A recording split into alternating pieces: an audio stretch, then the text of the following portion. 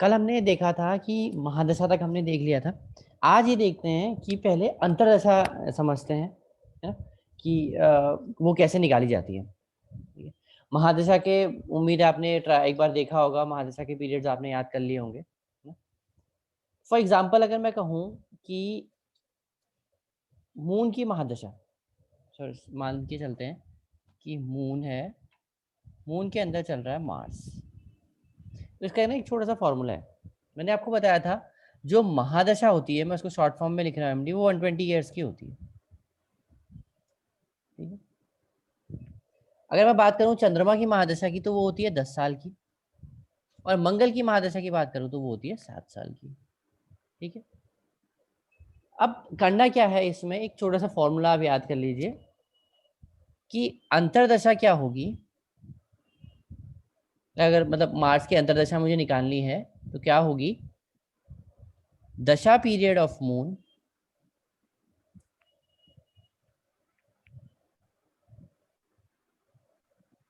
Upon 120 multiply by, ये महादशा है, हाँ?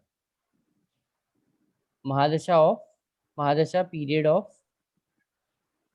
मार्स, ऐसे करके आप इसको निकाल सकते हैं। करेक्ट। मैं एक एग्जांपल के उस पर आपको समझाता हूँ कि कैसे कैसे इसको निकालना है। ये एक छोटा सा फॉर्मूला था, ये आप नोट कर लीजिएगा उसको, मतलब ऐसा याद करने की तो कोई ज़रूरत नहीं है, क्योंकि आजकल सॉफ्टवेयर है उसमें आपको सब सब कुछ मिल जाएगा। मान लीजिए हम कहते हैं जुपिटर, करेक्ट।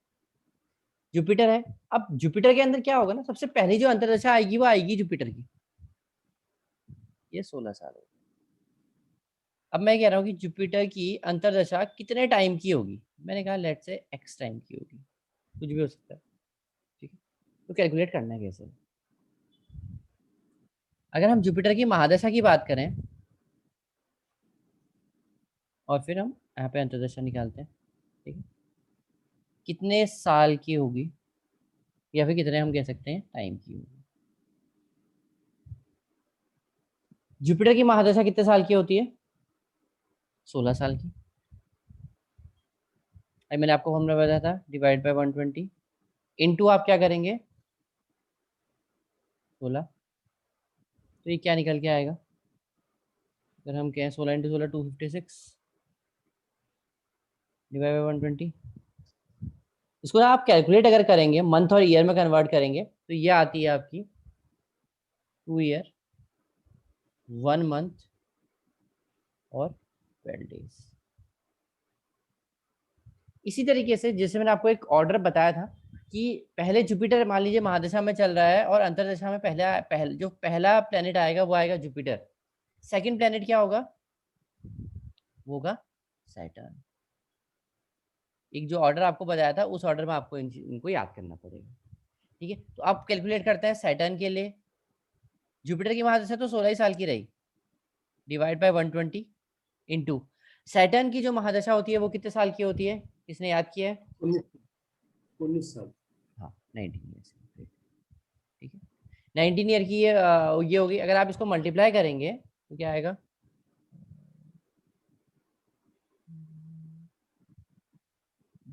इंटू 3, 4 3,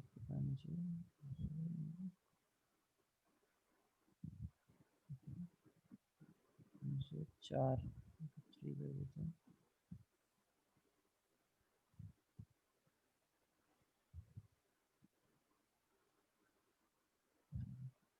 ठीक है।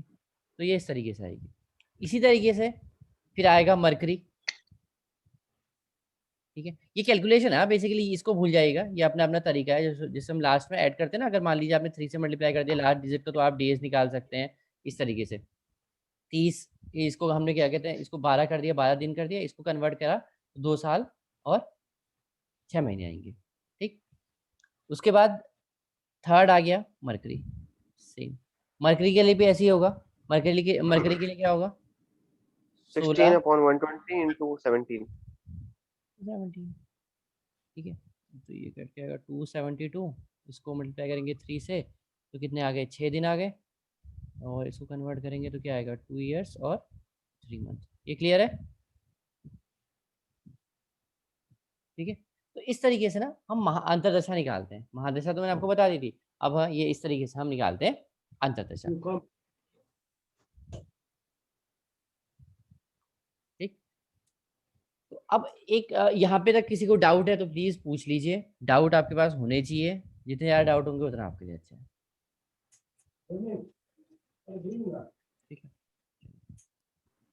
अब हम आगे बढ़ते हैं। कल मैंने आपको बताया था ना कि राशि के बारे में मैंने बताया था, मैंने ये बोला था कि जो फर्स्ट या ये जो हाउस है ये फर्स्ट हाउस है, जो पहला स्क्वायर है ये फर्स्ट हाउस है, इसमें कोई ना कोई राशि होगी। जो राशि फर्स्ट हाउस में होती है, लेट से मैंने कहा 3 नंबर यहाँ पे लिखा हुआ है, तो मतलब है कि जब इस इंसान का जन्म हुआ होगा, ईस्टर्न हॉरिजॉन पे कौन सी राशि का उदय हुआ होगा? थर्ड राशि कौन सी होती है? जेमिनाई। जेमिनाई। मतलब है कि इसका जो असेंडेंट बना वो जेमिनाई बना। और जेमिनाई का लॉर्ड कौन होता है? मरकरी। मरकरी। तो इसको ना हिंदी में हम लग्न कहते हैं, और जो इसका मालिक होता है उसको लग्नेश कहते हैं। इंग्लिश में हम इसको असेंडेंट कहेंगे, और जो इसका लॉर्ड होगा वो असेंडेंट होगा, असेंडेंट लॉर्ड होगा। तो अगर मैंने यहाँ पे कह दिया, अगर यहाँ पे जेमिनाई है तो यहाँ पे कौन सी होगी? 4, 5, 6। अब इस तरीके से एक बार हमें ये पता चल जाए कि असेंडेंट कौन सा है, उसके बाद हम निकाल सकते हैं।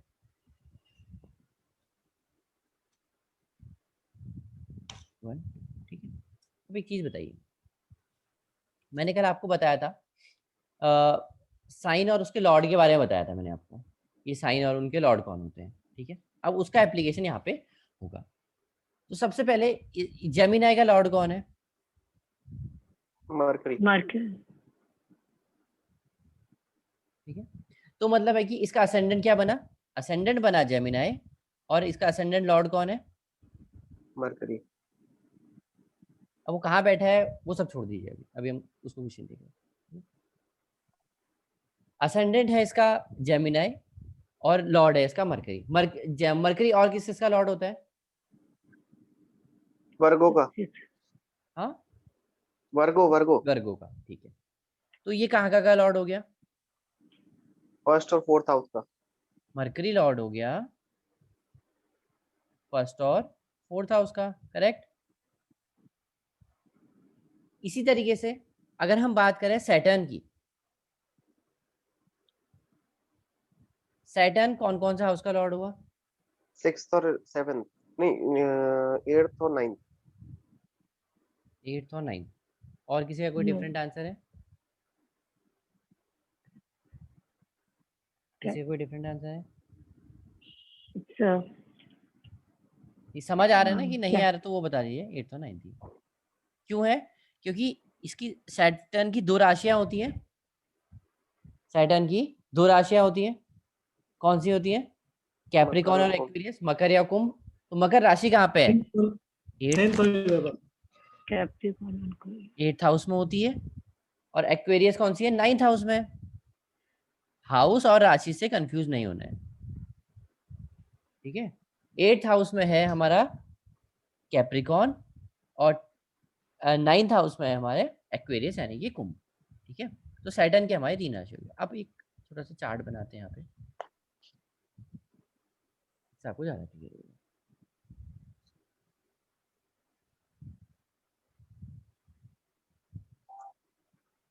मैं एक चार्ट बना देता हूँ फिर।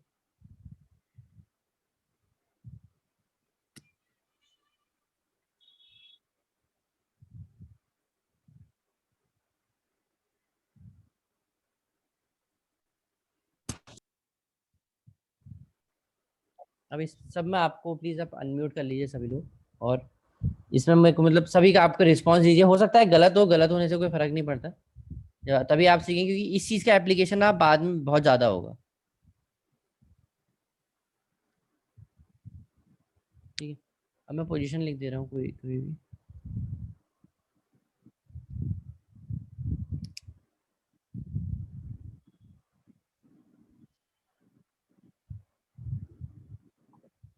कहीं पे भी डाउट होगा तो प्लीज उसी समय रोक के पूछ लीजिएगा, जैसे समझ में नहीं आएगा, चाहे छोटा सा ही डाउट हो चाहे कुछ भी हो।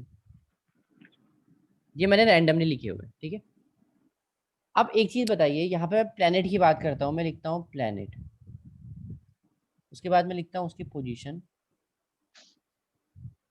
और मैं लिखता हूँ इसका लॉर्ड। ठीक है,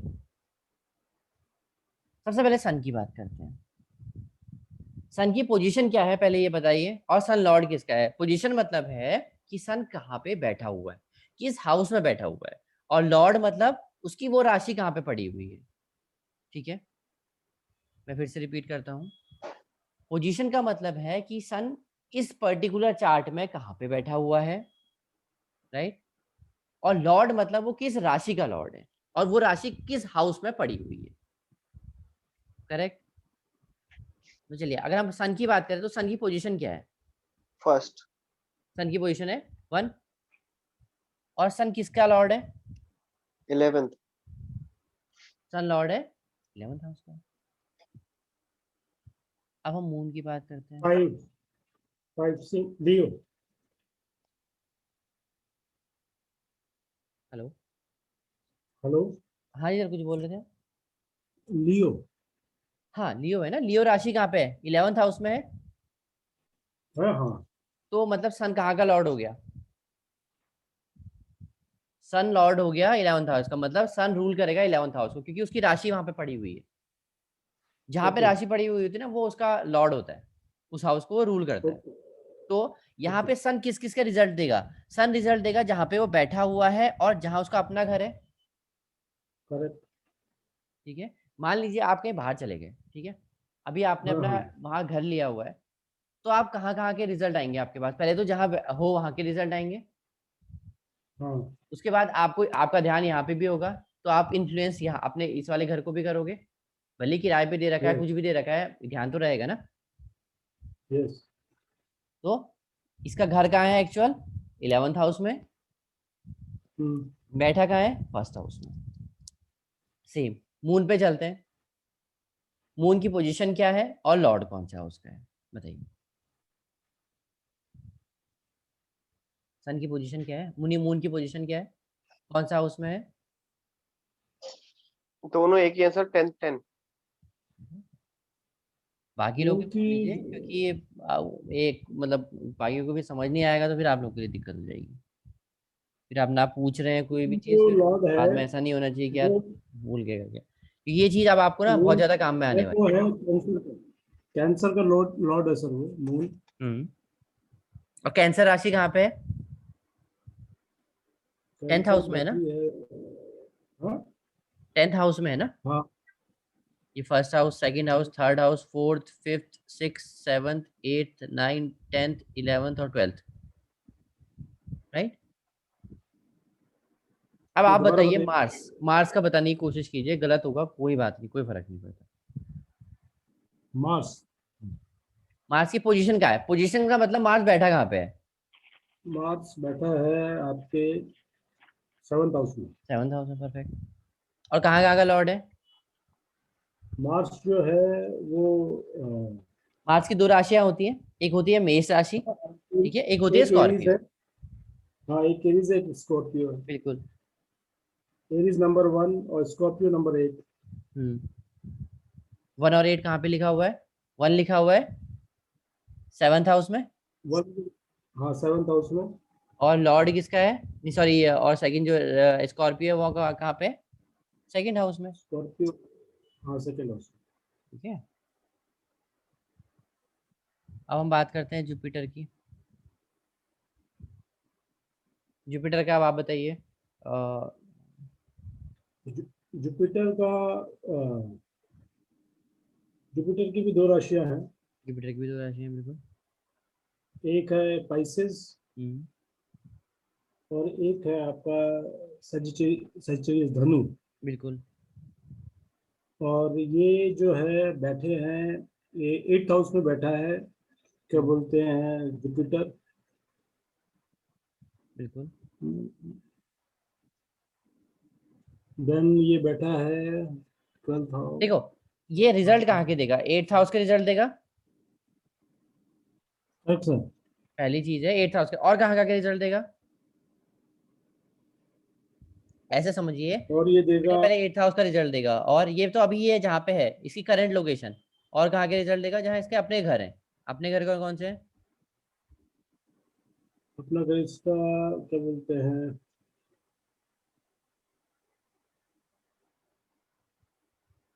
5 से मीन 12th हाउस। ये होगा ना, देखिए थर्ड हाउस आ गया ना, एक यहाँ पे राशि है और दूसरी राशि कहाँ पे है, ये है। तो जुपिटर बैठा है 8th हाउस में है और इसके एक्चुअल दो घर होते हैं, दो राशियां होती हैं, और वो राशियां कहाँ पे है, 9th। थर्ड हाउस और 6th हाउस। ये ओके। बहुत इंपॉर्टेंट है, ये बहुत आगे चल के आपको काम में आने वाला है, क्योंकि इसका एप्लीकेशन है अब। Yes sir. अभी सैटर्न, मैडम अब आप बताइए, सैटर्न का गलत होगा कोई बात नहीं, कोई फर्क नहीं पड़ता। Saturn is a position is in 4th house, बिल्कुल। and one sec again 4th Lord is 4th hmm, and 5th.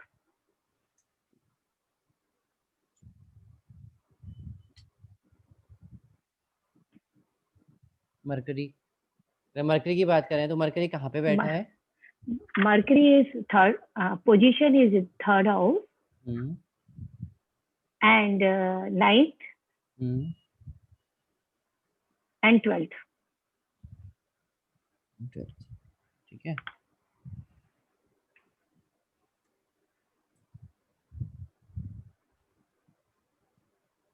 Venus की पोजीशन क्या है, अगर हम वीनस की बात करें, It's 12th ठीक है, and again this is 8th 8th, Lord. No, हाँ sorry. ठीक है, नहीं आप बताइए, आप बताइए, नहीं Yeah, 2. Yeah, 8. Lord is 8 hmm, and this sitting is in 12th house, 1. 8 and 1. 2 and 7 होता है ना? आप बताइए, चलिए मैं कुछ नहीं लिखा, मैं खाली कंफ्यूज कर रहा हूँ, चलिए बताइए बताइए। Venus position is 12th बिल्कुल, and second is, yeah, this is 8th house. Yeah, this is 8. देखिए ना, 8th house में, yeah, Lord is 8 hmm, and then 7 is 1. 8 and 1. 1, right, first house है 8th, Yeah, check ठीक है, 8 house. Perfect. अब ये ना, ये क्लियर है सभी को, या एक एग्जांपल और करना है, Clear sir. बाकी पुष्कर जी और शर्मा सर आपको क्लियर है, क्लियर सर। क्लियर है सभी को, ठीक है। क्लियर तो है अब सर, ना, क्लियर है। ठीक है, अब इसमें ना एक चीज आती है, ये तो चलो ठीक हो गया, ये तो आप आपने समझ लिया, लेकिन यही चीज अब आगे चल के आपके काम आने वाली है। इसी से हम बनाने Okay. वाले हैं कि क्योंकि सन ना कहीं पे भी बैठा हो, वो रिजल्ट किसके देगा, फर्स्ट हाउस के, और जहाँ उसका अपना घर है। अभी नक्षत्र की बात हम बाद में करेंगे, लेकिन रिजल्ट तो कहाँ के देगा, यहाँ की भी देगा, यहाँ की भी देगा। मून रिजल्ट 10th हाउस के देगा, मार्स सेकंड और 7th हाउस के रिजल्ट देगा, Jupiter 8th house, 3rd house और 6th हाउस के रिजल्ट देगा। उसके बाद 4th हाउस और 5th हाउस के सैटर्न देगा। 3, 9, 12 मरकरी, वीनस 1, 8 और 12 के रिजल्ट देगा, ठीक है। अभी यहाँ पे दो प्लेनेट छूटे हैं हमारे, और वो दो प्लेनेट है राहु और केतु। राहु और केतु रिजल्ट किसके देते हैं, ये ना, ये थोड़े से मतलब है ट्रिकी, और इनका बनाने में ना थोड़ी सी दिक्कत होती है, ठीक है, इनको बनाने में थोड़ी सी दिक्कत होती है। उससे पहले मैं आपको एक चीज बता दूं, जो ये होते हैं ना, जो स्क्वायर हाउसेस है ना, इनको केंद्र कहते हैं, इनको, ये केंद्र हाउसेस है। केंद्र मतलब, केंद्र, और ये केंद्र एंड ये मूल त्रिकोण भी कहते हैं सर इसको, साइड हाँ वाले को इसको। क्योंकि ना जो केंद्र है ये होंगे 1, 4, 7 और 10, ठीक है। त्रिकोण मतलब ट्रायंगल, इनको ट्राइन हाउसेस भी कहते हैं, यस सर। ठीक है। इनको ट्राइन भी कहते हैं, 1, 5 और 9, ठीक है। इनको क्वाड्रेंट कहते हैं और इनको ट्राइन कहते हैं। 159 सर कैसे त्रिकोण 159? सॉरी सॉरी सॉरी, ट्राइन मैंने गलत हो, सॉरी सॉरी सॉरी सॉरी, या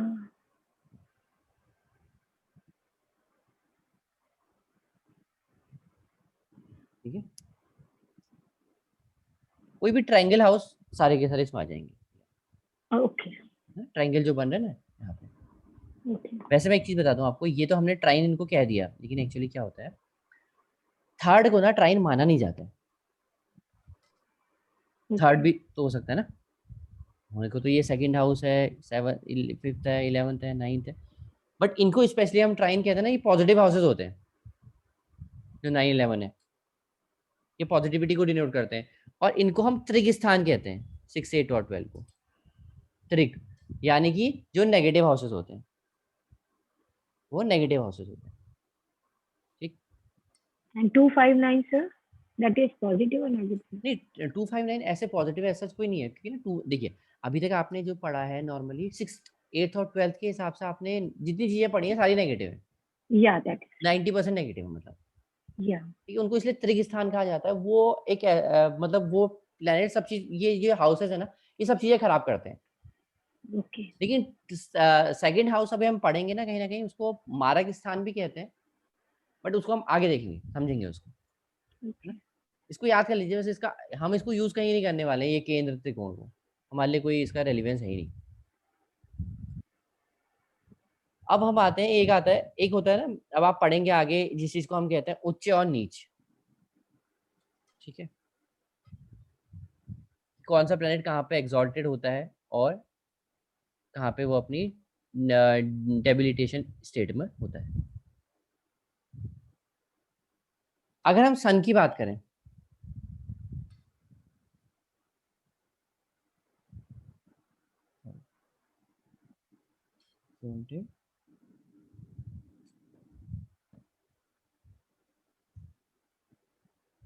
डेबिलिटी, ठीक है, सन का एग्जॉल्टेशन होता है, सन एग्जॉल्टेड होता है एरीज में, मतलब फर्स्ट राशि में, और ये डेबिलिटेटेड होता है 7th राशि में।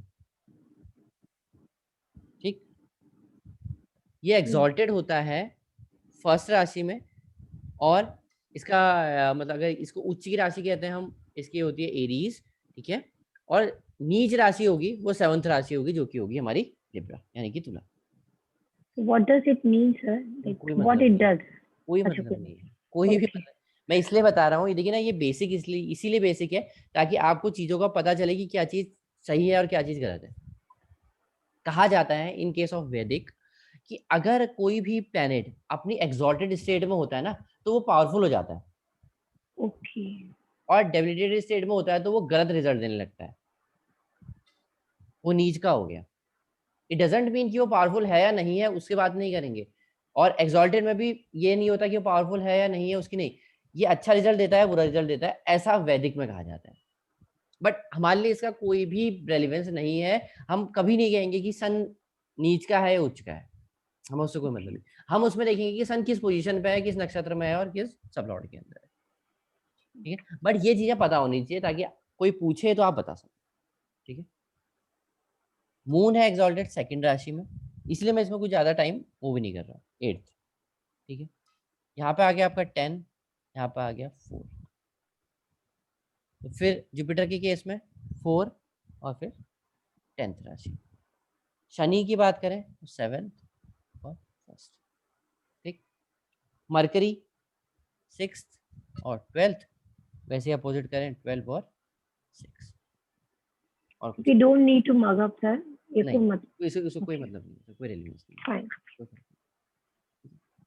अब यहाँ तक ना ये थोड़ा सा इस तरीके का पार्ट था। अब अगली क्लास में हम वैसे ना, अभी तो मैं इसमें तो नहीं बताऊंगा, अगली क्लास में आप समझेंगे कि किसी की भी जैसे चार्ट देख लिया ना, अगर आप ये कहेंगे कि सन की पोजीशन से और मून की पोजीशन से हम बेसिकली डिफाइन कर देंगे कि उसका एक्चुअली टाइम ऑफ बर्थ का, सॉरी किस ईयर में इसका मतलब क्या, सॉरी किस मंथ में इसका बर्थ हुआ होगा। जब हम चार्ट बनाना सीखेंगे, वो थोड़ा सा इसलिए इंपॉर्टेंट रहेगा ना कि आप थोड़ा सा जज कर पाओगे कि हाँ मतलब इसकी ये यहाँ पे हुआ होगा, इसका बर्थ इस मंथ में हुआ होगा, ये सब चीजें आप समझ पाओगे और कुछ नहीं। अदरवाइज आजकल चार्ट सारे ही सारे आपको सॉफ्टवेयर में मिल जाते हैं, लेकिन ठीक है, बेसिक पता होना चाहिए। सर किसी को जैसे बर्थ टाइम एग्जैक्ट पता नहीं है, इतना नहीं है, पढ़ेंगे हम इसके बाद जो हाँ। तो कैन वी फाइंड आउट हाँ विद दिस? करेंगे, दो तरीके हैं। पहला चीज है कि एक बार उसका बर्थ टाइम रेक्टिफिकेशन किया जाए उसके पास के इवेंट मैच करके। ठीक है, ओके। अगर कुछ भी नहीं पता, फिर उसके बाद एक आता है, मैं आपको बताऊंगा अभी आगे चल के, प्रश्न कुंडली। ओके, ठीक है, उसके लिए मैं समझाऊंगा उसको, उसके बहुत मतलब एक प्रोसेस है, ठीक कैसे। That will work, that will work. हाँ, उसकी कुछ अच्छा कंडीशंस हैं जिसमें वो काम करेगी, अच्छा अच्छा। मतलब जेन्युइन क्वेश्चन होगा तो वो काम करेगी, अगर किसी ने टाइम पास के लिए पूछ लिया ऐसे ही तो फिर वो काम नहीं करती। तो बर्थ टाइम पता लगा सकते हैं, मतलब we can find out. Time नहीं, उससे आपके क्वेश्चन के आंसर मिल जाएंगे, टाइम का नहीं पता चलेगा। टाइम का अच्छा तो टाइम, अगर मान लीजिए किसी को पता है कि यार मेरा टाइम 12 से 12:30 के बीच में है हाँ जी, तो पता बट चल समटाइम्स, जाएगा। अब वो कह रहा है कि यार मेरा डेट ऑफ बर्थ है 20 जनवरी मान लीजिए 1990, और टाइम पता ही नहीं है, हाँ जी, बहुत फिर बहुत केसेस ऐसे हैं सर। पॉसिबल नहीं है। कैसे करोगे, क्या इवेंट मैच करोगे, बहुत डिफिकल्ट है वो, मतलब बहुत टाइम कंज्यूमिंग है वो। मैं आपको प्रोसेस बता दूंगा, करना चाहो तो कर सकते हो, उसकी भी प्रोसेस है, ओके प्रोसेस आपको बता दूंगा, करना चाहो तो करो, लेकिन उस केस में ना फिर सबसे बेस्ट रहता है प्रश्न कुंडली, उसके लिए हमारे पास टूल है कि उसके क्वेश्चन का आंसर उसको मिल जाए। ओके। अब हम कहते हैं एक आते हैं एस्पेक्ट, किसी भी प्लेनेट का एस्पेक्ट की बात अगर हम करें, और ये इंपॉर्टेंट है एक्चुअली, ठीक है, एस्पेक्ट आपको याद होनी चाहिए। सन अपने से 7th हाउस को एस्पेक्ट करता है, अगर मान लो सन यहाँ पे बैठा है तो वो फर्स्ट हाउस में बैठा है, वो देखेगा 7th हाउस को, मतलब कि वो इसको भी एस्पेक्ट कर रहा है, इसको देख रहा है, यहाँ पे भी उसका रिजल्ट आएगा। Same moon 7th house, mercury अपने से 7th हाउस, वीनस अपने से 7th हाउस, मार्स अपने से 7th हाउस को एस्पेक्ट करता है, 4th हाउस को एस्पेक्ट करता है और 8th हाउस को एस्पेक्ट करता है। जुपिटर 7th हाउस को एस्पेक्ट करता है, 5th हाउस को और 9th हाउस को। राहु और केतु ये 5th हाउस, अपने से 5th हाउस और अपने से 9th हाउस, केतु भी अपने से 5th हाउस और 9th हाउस, ये आपको याद होनी चाहिए। और सैटर्न अपने से 7th हाउस को करता है, 3rd हाउस को करता है और 10th हाउस को। मतलब मान लीजिए मैंने कहा यहाँ पे सर राहु केतु 7th को नहीं करेंगे? नहीं, राहु केतु 7th को नहीं करते, अपने आप को नहीं देखते, ठीक है। सैटर्न है, अब मान लीजिए सैटर्न यहाँ पे है तो सैटर्न यहाँ से कौन कौन सा हाउस को एस्पेक्ट करेगा, यहाँ से 3rd हाउस, यहाँ से 3rd हाउस कौन सा है, ये, ठीक है, इसको देखेगा। तो सर सैटर्न को भी काउंट करेंगे क्या हम, हाँ फर्स्ट हाँ, सेकंड देखिए थर्ड? बताता हूँ, ये ना हम जहाँ पे होते हैं ना वहां से स्टार्ट करते हैं, फर्स्ट एक ओके ब्लैक डॉट जहाँ पे मैं लगाया, यहाँ से फर्स्ट, ये सेकंड और ये थर्ड, करेक्ट। ओके तो फर्स्ट हाउस इसका ये हो गया, सेकंड हाउस, 3rd हाउस, मतलब सैटर्न 3rd हाउस को एस्पेक्ट करेगा, फिर ये 4th 5th 6th 7th 8th 9th 10th, इन 3 हाउसेस को एस्पेक्ट करेगा, मतलब देखेगा, यहाँ पे भी वो अपना इन्फ्लुएंस डालेगा। अब मैं समझाता हूँ यहाँ पे इसका मतलब क्या होता है। इसका मतलब है लेट से यहाँ पे मून बैठा है, ठीक है, और अभी मैंने क्या कहा, 9th हाउस स्पिरिचुअलिटी को दिखाता है, ठीक है, मैंने कहा 9th हाउस लेट से स्पिरिचुअलिटी को दिखा रहा है, और मून साथ ही मून डिनोट कर रहा है स्पिरिचुअलिटी को।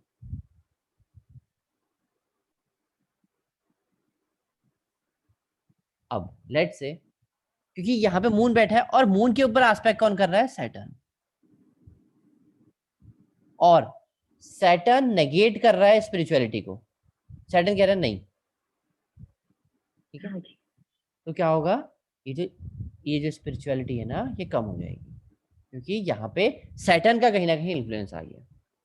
ओके वो मैं समझाएंगे, वो मैं आपको बहुत क्लियरली बताऊंगा कि मून किस चीज को डिनोट कर रहा है। अब मान लो क्योंकि हम इसलिए कि ये कहते हैं ना फर्स्ट हाउस तो हजारों चीजों को दिखाता है, बट होगा क्या उसमें से, जैसे सैटर्न इन 12th हाउस, 12th हाउस बहुत सारी चीजों का घर है।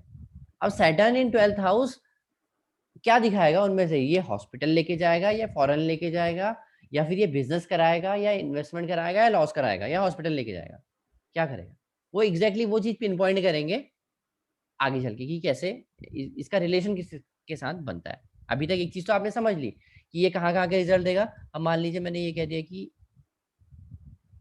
ये मान लीजिए फर्स्ट हाउस है, सेकेंड, थर्ड, फोर्थ, 11th और 12th, ठीक है। तो हमने क्या कहा, सैटर्न किस किस के रिजल्ट दे देगा अभी तक?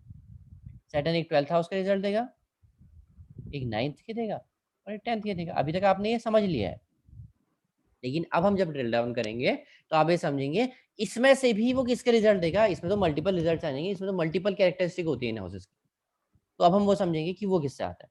लेकिन उससे पहले मैं कुछ चीजें आपको बता देता हूँ और कुछ कंसेप्ट है। एक होता है गंडमूल नक्षत्र, ठीक है। उसमें कहा जाता है कि अगर कोई इंसान इसमें पैदा हुआ है तो उसकी लाइफ में हमेशा ट्रबल रहेंगे, ये रहेगा वो रहेगा। कुछ नहीं, कुछ नहीं, कुछ भी नहीं, 1% भी नहीं। होता क्या है वो ये होता है कि अगर ना, जैसे मैंने आपको बताया था, किसी का भी जन्म, किसी का भी जब जब जन्म होता है ना, और मून जिस नक्षत्र में होता है, अगर वो नक्षत्र केतु का हुआ और वो नक्षत्र बुध का हुआ, यानी केतु यानी और या फिर मरकरी का वो नक्षत्र हुआ, तो कहा जाता है कि वो गंडमूल नक्षत्र में पैदा हुआ है। ऐसे, और इससे ये कहा जाता है कि लाइफ बहुत टफ हो जाती है, ये प्रॉब्लम आती है, वो प्रॉब्लम आती है। कोई प्रॉब्लम नहीं आती, 1% भी नहीं। गाने शांत करा लो, मूल शांत करा लो। कुछ नहीं, कुछ, मैं 110% कह रहा हूँ, कोई भी प्रॉब्लम नहीं आती। मैंने बहुत सारी चीजें देखी। अगर मैं पर्सनली खुद की बात करूँ तो मेरा जन्म केतु के नक्षत्र में होगा, कोई प्रॉब्लम नहीं। जो चीजें चल रही हैं, जिस हिसाब से चलनी है वो चलती हैं उस हिसाब से, कभी नहीं, कोई फर्क नहीं पड़ता उससे। वो है कि बस ये है कि ठीक है, अच्छे काम तो आप जितने करो, पूजा आप जितनी कर लो, जितनी करा लो, वो अच्छी चीज है। बट इसके बेस पे ये करा लो कि इससे अच्छा हो जाएगा, तो नहीं, कभी नहीं, कभी नहीं। ठीक है, तो इसका कोई मतलब नहीं है। लेकिन हाँ, ये है कि मैंने फिर से वही कहूंगा कि पता होना चाहिए, तो आपको मैंने इसलिए बता दिया। अब मैं आपको एक चीज बताने चाह रहा हूँ, नेक्स्ट है ये थ्योरेटिकल पार्ट इसमें कंप्लीट हो जाएगा ऑलमोस्ट। उसके बाद फिर predictive आ जाएगा।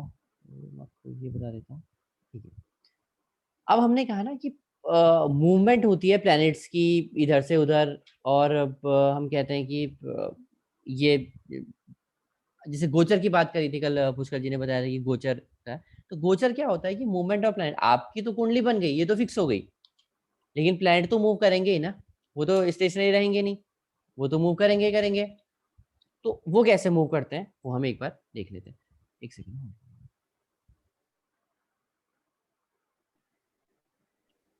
अब जो देखिए सन है ना,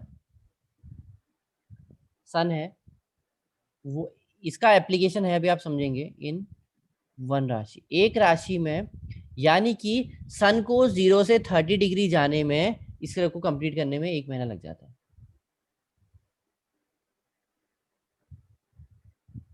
मून को कितना टाइम लगता है? मून इन वन राशि आपने सुना भी होगा, 2.5 डे। ठीक है, मार्स को एक राशि में लगते हैं 45 डेज। मतलब है कि आज लेट से, आज की डेट में अगर मार्स यहाँ पे है, मार्स 0 डिग्री पे है, तो 45 के डेज के बाद मार्स सेकंड हाउस में चला जाएगा 0 डिग्री। ठीक है, उसके बाद हम बात करेंगे राहु की।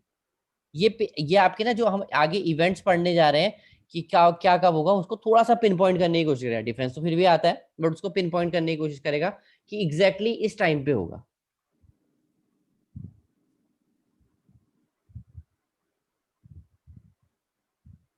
जुपिटर को एक राशि, ये आपको याद करना पड़ेगा। Okay.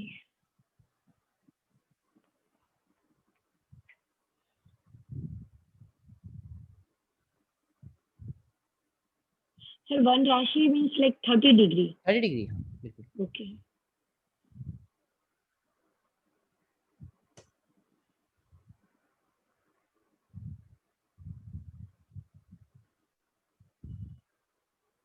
जब हम गोचर पढ़ेंगे तब आपके काम आएगा। Gochar is English word or sir Hindi? गोचर इज अ हिंदी वर्ड, इसको And हम English? ट्रांजिट कहते हैं, ट्रांजिट। अच्छा, transit. Okay.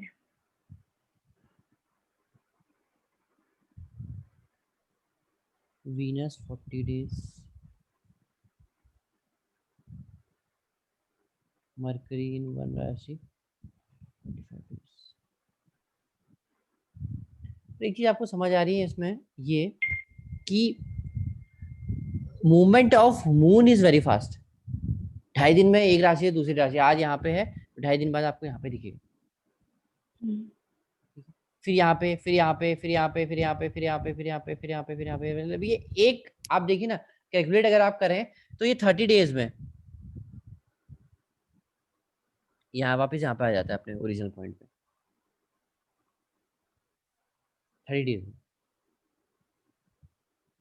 ठीक है, तो क्या होगा, अब आप ये सोचते हैं कि ना जब सन और मून पास में आएंगे 0 डिग्री पे होंगे तो क्या होगा, मान लीजिए सन यहाँ पे है, ठीक है, आज की डेट में, और थोड़े टाइम बाद सन ने 1 महीने बाद सन कहाँ चला जाएगा, सेकंड हाउस में, और एक टाइम तो ऐसा आएगा ना मून को 30 डेज लगने हैं और सन को कितने लगने हैं, सन तो सॉरी सन को एक राशि चेंज करने में 30 डेज लगने, मून को पूरा जोडिएक कवर करने में 30 डेज लगने, तो कुछ टाइम बाद मून यहाँ पे भी आ जाएगा, आएगा कि नहीं आएगा, ये क्लियर है कि नहीं है, कहीं ना कहीं तो ओवरलैप, कहीं नहीं ना, 30 डेज के बाद में कुछ टाइम बाद ये ओवरलैप कर जाएगा, ओवरलैप करेगा। तो उस टाइम पे क्या होगा, उस टाइम पे होगा क्या होता है, देखिए ना जब सन और मून पास होते हैं तो क्या होता है, इक्लिप्स, ये तो अमावस्या होगी ना, अमावस्या हो गई है। क्योंकि सन और मून और ये दोनों साथ होते हैं तो हम मून को देख ही नहीं पाते, 0 Yes. डिग्री पे होते हैं, और जिस दिन सन और मून आपस में 180 डिग्रीज पे होते हैं उस दिन क्या होता है, पूर्णमासी, 100% लाइट का रिफ्लेक्शन होता है मून की। ठीक है, तो अब क्या होगा ना, जब सन और मून मान लीजिए यहीं पे है, यहाँ पे एग्जांपल लेट्स से, तो क्या होगा, मून तो जल्दी आगे चला जाएगा, सन तो वहीं पे रहेगा, हाँ जी। तो मून हमें कब विजिबल होगा, क्लियर, जब सन से 12 डिग्री दूर चला जाएगा, क्योंकि सन की ब्राइटनेस इतनी होगी कि जब तक चंद्रमा सन से 12 डिग्री दूर नहीं जाता उस दिन तक आप सन मून को नहीं तब उसके बाद ही आपको ये विजिबल होगा, तो उसको हम कहते हैं एक तिथि, उसको हम कहते हैं एक तिथि। मान लीजिए अगर सन है 12 डिग्री, सॉरी मान लीजिए 11 डिग्री कर ली, 11 डिग्री एरीज पे, और मून अब आपको क्या दिखाई देगा, जब मून 23 डिग्री चला जाएगा तब आपको ये दिखाई देगा, ओके। तो ये 0 से 23 डिग्री जब ये पहुंच, सॉरी 12 डिग्री जब ये कवर कर लेगा ना सन से, तो इसको हम कहते हैं फर्स्ट तिथि। सर साइन कोई भी हो मून का, हाँ कोई भी हो, कोई मान भी, ली इसको हटा दिया मैंने है ना, कहा 11 डिग्री पे, ठीक है, मैंने एग्जांपल के तौर ठीक, पे बताया था, डन, ठीक है, ये फर्स्ट तिथि होगी, इसको हम कहते हैं प्रथमा, पढ़ाओ। प्रथमा, प्रथमा, है ना, हर जगह अलग अलग वर्ड है, उसमें कोई फर्क नहीं पड़ता, लेकिन इसको हम कहते हैं प्रथमा। अब जब 12 से 24 डिग्री जाएगा इसको हम कहते हैं द्वितीय, फिर तृतीय, तो इस तरीके से कहते हैं, और जब इसे 180 डिग्री पे पहुंच जाएगा उस दिन आएगी पूर्णमासी। अब एक चीज है यहाँ पे, एक टाइम बेसिकली 12 डिग्री का इंटरवल ले रहे हैं, हाँ एग्जैक्टली, बिल्कुल बिल्कुल 12 to 12 हाँ, 24, ठीक है, तो इसको हम एक तिथि कहते हैं, फिर इसको एक तिथि कहेंगे, फिर 24 + 12 जो भी आएगा उसको एक तिथि कहेंगे, तो 36 को एक तिथि कहेंगे, थर्ड, ठीक है। अब एक टाइम आएगा कि जब मून यहाँ पहुंच जाएगा, ये होगी पूर्णमासी, ओके। लेकिन ना मून को यहाँ पे जाना भी तो इस टाइम पे क्या हो रहा है, मून क्या हो रहा है, सन से दूर जा रहा है,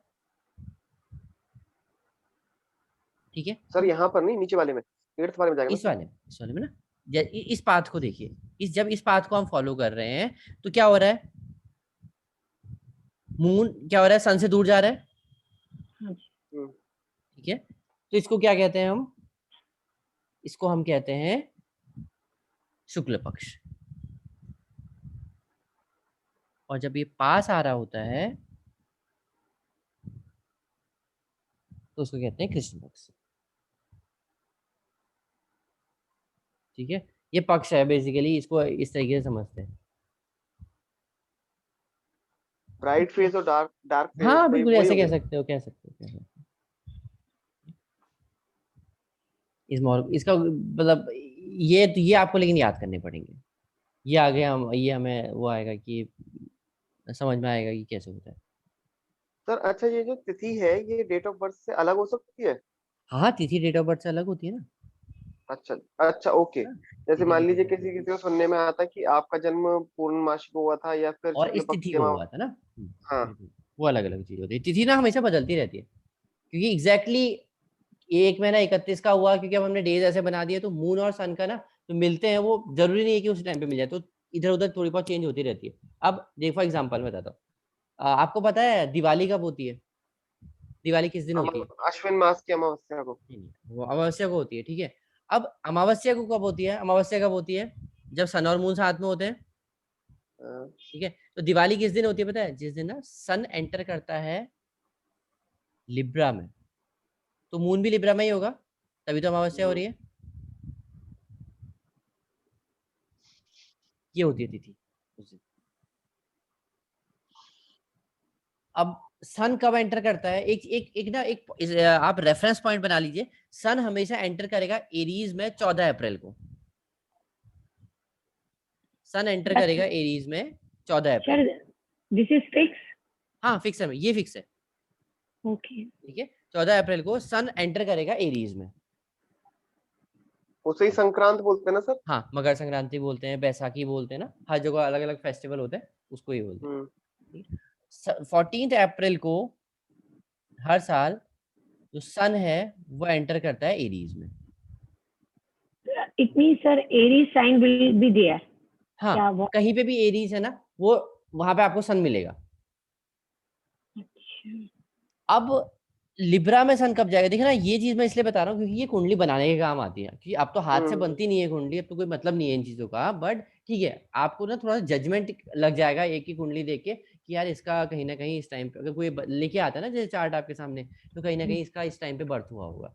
कभी कभी गलत भी लिख देते हैं, तो आपको समझ में आ जाएगा इस मंथ में इसका बर्थ हुआ है करके, ठीक है। एरीज फर्स्ट हाउस है, लिब्रा कौन सा है? 7th house, 7th house. ठीक है। एरीज से लिब्रा जाने में कितना टाइम लगेगा इसको? एक तो Aries. 7 महीने। क्यों? सर 1 महीने का ट्रांजिट पीरियड होता है ना सन का। हाँ, बिल्कुल। और किसी का कोई डिफरेंट आंसर है? 6. 14th ऑफ चलो ये आप ढूंढ के आना, ठीक है, ये आप पढ़ के आना, ये आपका होमवर्क हो गया सभी का। 14th ऑफ दिसंबर को होगा सर। नहीं, अभी आपका होमवर्क हो गया सबका। अब आप ये देख के आना है कि किस दिन होगा, ये आप समझ लो, ठीक है। इसको मैं आपको नेक्स्ट क्लास में बताऊंगा, समझाऊंगा, क्योंकि उस टाइम पे ना चार्ट बताने भी बताऊंगा, तो आपके लिए मतलब इजी भी रहेगा ये चीज समझना कि लाइक कब होता है, तो आप थोड़ा सा दिमाग लगाओगे तो हो जाएगा, इतना कुछ वो है नहीं इसमें। तो अभी तक हमने ना पोजीशन पढ़ी थी, ठीक है। हमने ये देखा था, हमने सारे प्लैनेट पढ़ लिए, लेकिन आप में से किसी ने नहीं पूछा कि राहु और केतु की पोजीशन का क्या होगा और वो कहाँ कहाँ के रिजल्ट देंगे। चलो मैं बता देता हूँ कहाँ कहाँ देंगे। सर एक क्वेश्चन है, बताइए। अगर ये फिक्स है सर कि अगर मान लीजिए किसी का अमावस्या मतलब हिंदी तिथि के हिसाब से अमावस्या को जन्म हुआ है, तो उसका मून और सन जो है वो एक ही हाउस के अंदर होंगे कुंडली में, या होने चाहिए? देखिए, तिथि और उसका उन दोनों में डिफरेंस है ना डेट ऑफ बर्थ में। नहीं वो मैं समझ गया, मान लीजिए हाँ, उस डेट ऑफ बर्थ अमावस्या को का बर्थ अमावस्या मतलब पड़ कब रही होता है, है? हाँ हाँ हाँ हाँ हाँ।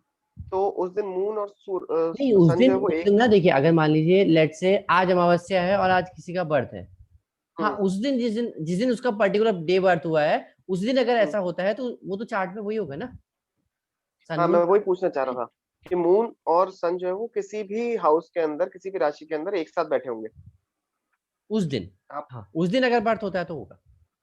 अच्छा, और मान लीजिए किसी का जैसे आज बर्थ हुआ है और आज पूर्णिमा है, तो वो 180 डिग्रीज पे होंगे, एग्जैक्ट 180 डिग्रीज पे। हाँ, 180 डिग्री पे होंगे उस दिन, उस तिथि में अगर जन्म हुआ है ना तो होगा। हाँ। ओके। ओके। अब क्या होगा, राहु और केतु की हम बात करते हैं। तो सबसे पहले राहु और केतु की हम पोजीशन देखेंगे ना। अभी देखिए, दो तरीके के चार्ट होते हैं, जो एक लग्न चार्ट होता है जो मैंने अभी आपको बताया, और एक होता है भाव चलित चार्ट, जिसको हम नारायण भाव चलित भी कहते हैं अपने उसमें, ठीक है। इन दोनों में डिफरेंस क्या होता है ना, लग्न चार्ट में हम ये कहते हैं, जैसे फॉर एग्जांपल, जैसे अभी भी हमने आपको बताया भी था, अब मान लीजिए अब आपका ये अब मतलब है कि प्रिडिक्शन वाला फेज स्टार्ट होने जा रहा है ना, तो बिल्कुल ध्यान से सुनो। एक ये लग्न चार्ट में बताया था मैंने, अगर यहाँ पे लिख दिया 8 9 10 11 12 1, मैंने ये लिखा है यहाँ पे सैटर्न और यहाँ पे लिखा केतु, ठीक है। अब इसका मतलब क्या है, ये फर्स्ट हाउस में है सैटर्न, 8th राशि में है, करेक्ट। राशि मतलब 8th राशि में है, ये मतलब स्कॉर्पियो राशि में है। लेकिन लग्न चार्ट में हम बेसिकली जो कैलकुलेशन करते हैं राशि के बेस पे कैलकुलेशन होती है कि यार ये जो ना शनि है ये आपकी स्कॉर्पियो राशि में है, ठीक है। लेकिन जो भाव चलित चार्ट होता है उसमें एक्चुअल हाउसेस दिखते हैं कि सैटर्न कौन से हाउस में, तो हो सकता है कि जब हम चलित चार्ट बनाएंगे ना तो सैटर्न हो सकता है यहाँ पे शिफ्ट हो जाए। ये राशि चार्ट और चलित चार्ट का डिफरेंस है। राशि चार्ट में जो कैलकुलेशन होती है इट इज बेस्ड अपॉन राशि, सॉरी लग्न चार्ट में जो कैलकुलेशन बेस्ड होती है इट इज बेस्ड अपॉन राशिज, और जो भाव चलित चार्ट में होती है it is based upon actual houses, उसकी एक्चुअल पोजीशन क्या है, उसके हाउसेस की एक्चुअल पोजीशन क्या है, ठीक है। तो अब एक चीज बताना, हाँ जी एग्जाम्पल सर। मैं बताता अभी सुनिए। इसी को चलित कुंडली भी बोलते हैं सर? उसी को चलित बोलते हैं, जिसमें हम ना हाउसेस के बेस पे कैलकुलेशन करते हैं, उसी को चलित बोलते हैं, ठीक है।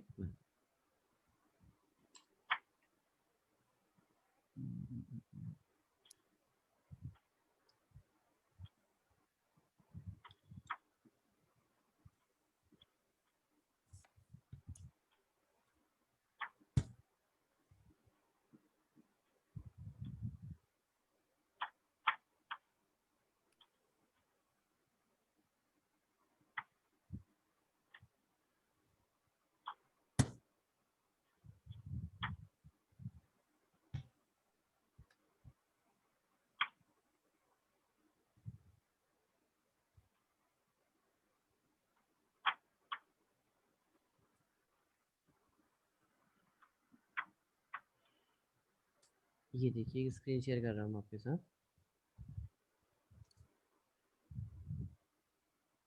ये है, ठीक है। ये स्क्रीन दिखाई दे रही है आपको,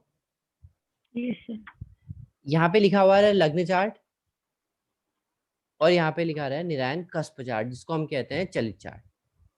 ये जो चार्ट है इसमें जो कैलकुलेशन होती है ना वो होती है राशि के बेस पे। ये जो यहाँ पे 8th या 10th राशि पड़ी है ना कैप्रिकॉर्न, ये राशि के बेस पे। और यहाँ पे अब आप देखेंगे ना ये क्या हो रहा है, यहाँ इस राशि में तो भले ही ये है कौन सा, अगर आप कहें तो केतु की कौन सी राशि है, केतु की कौन सी राशि है, मकर।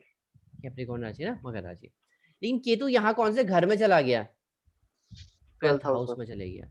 तो अब हमें अगली बार से अब आपको हमेशा चलित चार्ट देखना है, लग्न चार्ट आपको सिर्फ कुछ ही केसेस में देखना है।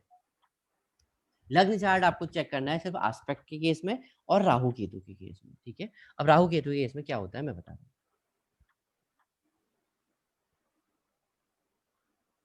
चलित चार्ट ही देखना है हमें?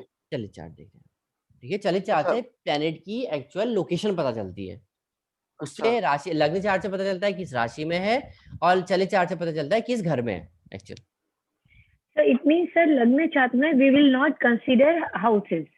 नहीं, जो लग्न चार्ट जो कैलकुलेशन होती है ना वैदिक में जो कैलकुलेशन होती है इट इज बेस्ड अपॉन राशि, ओनली राशि। हाँ, क्योंकि अभी आपने देखा ना मैंने आपको ये दिखाया कि देखिए ये कि केतु बैठा तो लग्न चार्ट में हम कहेंगे 10th कैप्रिकॉर्न राशि में बैठा तो है, बिल्कुल जरूर बैठा है, लेकिन कौन से हाउस में है, 12th हाउस में है। यहाँ पे अगर आप कंसिडर करते तो फिर ये आपको फर्स्ट हाउस ही कंसिडर करते, right. Yes, but we are not considering. नहीं, बिल्कुल एग्जैक्ट जो इसकी लोकेशन है वो है 12th house. So we'll talk about only. हुआ? Sir, it means we'll talk about only 10 राशि, that's all. हम नहीं, हम बात करेंगे एक्चुअल उसकी पोजीशन की, will talk about position that is 12th house. मैंने क्या बताया, that is चलित चार्ट में, चलित चार्ट में, बिल्कुल चलित चार्ट में। I am talking about लग्न चार्ट में क्या बात करेंगे, उसी कैप्रिकॉर्न है, कैप्रिकॉर्न। उसकी Okay, राशि fine. कैप्रिकॉर्न है। Okay, okay. But only one thing we'll talk. बिल्कुल। Okay, एक सेकंड सर, दोबारा से दिखाएंगे प्लीज। हाँ जी, आगे स्क्रीन। ओके ओके ठीक है। मैं बस यही देखना चाह रहा था कि दोनों का लग्न भी सेम होता है या कभी कभी नहीं, लग्न कभी भी कभी चेंज हो डिफरेंस जाता आ है? जाता है, ये डिफरेंस आ जाता है, मैं बताऊंगा क्यों आता है वो भी आगे चल के। अच्छा, बता लग्न दूं। में भी चेंज हो हाँ जाता हाँ, है, तो सब चेंज हो हम सकता है, कोई उसमें वो नहीं है, ये चेंज हो सकते हैं। उस टाइम पे हम लोग इस पे लग्न देखिए, क्या सन माने? सन सन सेम है उस टाइम पे, ठीक है। और लग्न क्या होता है, sign rising on the eastern horizon. उस नहीं टाइम पे हम जरूरी नहीं है कि केतु आपके साइन पे ही हो। मैं समझ गया सर, मैं ये कह रहा हूँ कि उस टाइम पे हम सामने हाँ। वाले को बोलेंगे क्या कि आपका लग्न कौन सा है? लग्न हमने ये देखना है ना राशि चार्ट से, sign rising on eastern horizon कौन सा है, कैप्रिकॉर्न, तो लग्न कौन सा होगा, कैप्रिकॉर्न। ठीक है सर। राइट, लग्न कौन सा होगा, कैप्रिकॉर्न। क्यों, क्योंकि ना देखो, हमने क्या कहा, हमने जब ये इसका बर्थ हुआ, हमने टेलीस्कोप लगाया, आपने देखा ईस्टर्न साइन में कौन सी राशि है, और राशि कहाँ से हम्म देखते हैं हमेशा, लग्न चार्ट से। हम्म, तो आपको ठीक लग्न है। चार्ट से ही ये देखना पड़ेगा कि इसका लग्न ये है, ठीक है, Capricorn है मतलब. कैप्रिकॉर्न लग्न है, करेक्ट। Fine, fine. अब राहु और केतु की पोजीशन की बात करें तो सबसे पहले क्या होता है,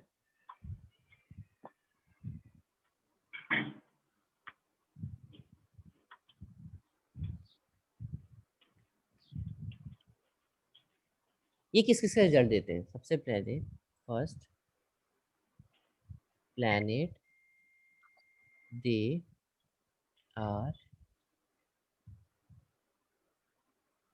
कंजॉइंट विथ, मतलब मैंने आपको बताया ना कि मान लीजिए सन और मरकरी यहाँ साथ बैठे, तो हम इसको क्या कहेंगे, ये साथ बैठे मतलब है कंजंक्ट है, इनका कंजंक्शन है, हम्म। ठीक है। अब राहु केतु किसके साथ किसके किसके रिजल्ट देते हैं। पहले तो मान लो अगर राहु यहाँ पे बैठा है, फॉर एग्जांपल, इसको एग्जांपल से समझते समझते चलेंगे तो ज्यादा बेटर रहेगा। राहु यहाँ पे बैठा है, तो राहु किस किसका रिजल्ट देगा, अभी तक हमने देखा सन और मरकरी दोनों के रिजल्ट देगा, ठीक है। सेकेंड, एस्पेक्टेड बाय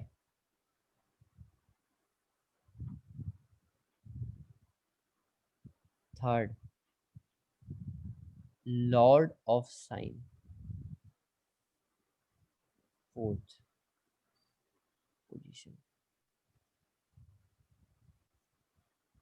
ये आपको देखना है विद हेल्प ऑफ राशि चार्ट, और ये देखना है आपको चलिए चार्ट से। Sir, would you please repeat this? Start. Rahu This Ketu का, राहु केतु के ना, जैसे अभी हमने कहा था, लेट्स से हमने कहा है चलिए चार्ट है, ठीक है, This is Chali chart. मान लीजिए, हाँ Okay. तो सन कहाँ के रिजल्ट देगा, यहाँ पे बैठा है हाँ जी. 10th हाउस के, Yes. 10th हाउस के रिजल्ट देगा। Yeah. अब राहु केतु की अगर हम बात करते हैं ना, तो राहु केतु के लिए हमें ना राशि चार्ट भी रेफर करना पड़ता है, Okay. बाकी वो किसी के लिए रेफर नहीं करेंगे, इसके लिए राशि चार्ट भी रेफर करना पड़ता है। तो हम राशि चार्ट पे जाएंगे, ठीक है, ये मान लीजिए अभी राशि चार्ट आ गया, ठीक है। अब मैंने कहा कि राहु यहाँ पे बैठा हुआ है और किसके साथ बैठा है, लेट्स से मून के साथ बैठा है। तो राहु क्या करता है ना, किस किसके रिजल्ट देगा, पहले तो मून के रिजल्ट देगा। मैं अभी आपको एग्जांपल से भी समझाऊंगा तो ज्यादा क्लियर हो जाएगा, और फिर भी वैसे बता हाँ दो जी. कि मून के रिजल्ट देगा पहले तो। Okay. अब लेट्स से कि सन यहाँ पे है, तो सन एस्पेक्ट कर रहा है इसको 7th, Yes, sir. तो पहले पहले राहु किस किस के रिजल्ट देगा लिख लेते हैं। पहले राहु मून के रिजल्ट देगा, फिर सन के रिजल्ट देगा। हाँ जी. अब इस साइन का लॉर्ड कौन है, Saturn. सैटर्न। उस सैटर्न की रिजल्ट भी देगा, और इसकी पोजीशन क्या है, पोजीशन हमने देखी Fourth, पहले चार्ट में, fourth house. लेट्स से कि Fourth. फोर्थ हाउस में, तो ये इतनों के रिजल्ट देता है राहु, इसीलिए सबसे ज्यादा डेंजरस मानते हैं इसको। Okay. डेंजरस मतलब मिस्टीरियस अच्छा हो गया तो फिर बहुत अच्छा हो गया ना, कहीं ना एक बार फंस गए तो फिर फंस ही जाएगा ये, अच्छा हो गया तो अच्छा ही हो गया, लेकिन अगर ये खराब हो गया और फिर अगर किसी के उसमें आ गया तो फिर तो आप समझ लो कि थोड़ी दिक्कत होती है। मतलब वो तो अब डिपेंड करेगा कि कहाँ कहाँ पे अच्छा है कहाँ बुरा है, वो तो अलग अलग बात है। सर, पर यदि कोई और दूसरा भी एस्पेक्ट कर रहा है उस हाउस को, तब उसका भी रिजल्ट देगा। यहाँ मान पर तो लीजिए आपने एक काम आपने यहाँ पर शनि बताया कि शनि एक्सपेक्ट कर रहा, दूसरा जैसे वीनस, तो वीनस भी एक्सपेक्ट करेगा ना 7th हाउस को, तो यहाँ पे सन और वीनस दोनों बैठे हैं ना। अगर अकेला बैठा है तो बस जिसके साथ बैठा है वो कंजॉइंट वाला हट जाएगा, बाकी के सारे वो करेगा। अकेला बैठा है मतलब अप्लाई अगर मान लो ये मून नहीं है ना, मून नहीं है ना, हाँ बस फिर ये मून हट जाएगा। बस कंजॉइंट वाला हट जाएगा, बाकी के सारे। बिल्कुल बिल्कुल। Sir other planet will not expect, जैसे सपोज 7th हाउस में कोई बैठा है, वो ये इस 4th हाउस को अब देख मान रहा लो, है। हाँ हाँ या एक सेकंड, यहाँ तो हाँ मैं आपने समझ गया, दोनों मैं पे समझ गया, बताया। समझ गया आपकी बात, समझ गया। लेट से यहाँ पे मार्स बैठा है, हाँ जी। बिल्कुल मैम, फिर मार्स के रिजल्ट आ जाएंगे, फिर मार्स के रिजल्ट देगा अपने सर एग्जिस्टेंस माय में। क्वेश्चन इज लाइक मार्स भी है यहाँ पर, सन भी है, 5 अब है यहाँ पे साइन अब यहाँ पे सन भी दोनों। है। हाँ जी, माय हाँ तो क्वेश्चन। फिर देखिए ना, एस्पेक्ट बिल्कुल बिल्कुल सही है, मार्स के रिजल्ट भी देगा, फिर सन के रिजल्ट भी देगा। हाँ, फिर वन मोर इंक्रीज हो जाएगा सर। हाँ वो बढ़ता ही रहेगा, वो तो जितने एस्पेक्ट करेंगे सबके रिजल्ट देगा, सबके चल देगा। ओके फाइन, वो दैट सभी इज, के रिजल्ट देगा। That was my question. हाँ, एक मिनट आपको एक एग्जांपल के थ्रू बता देता हूँ।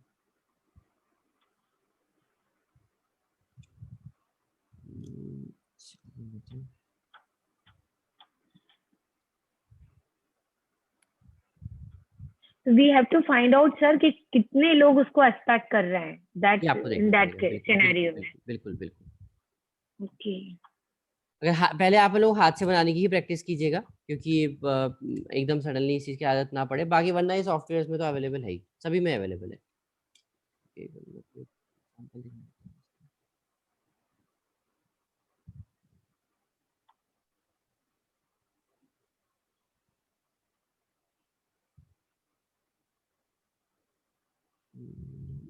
ऐसे ही चलते रहेगा।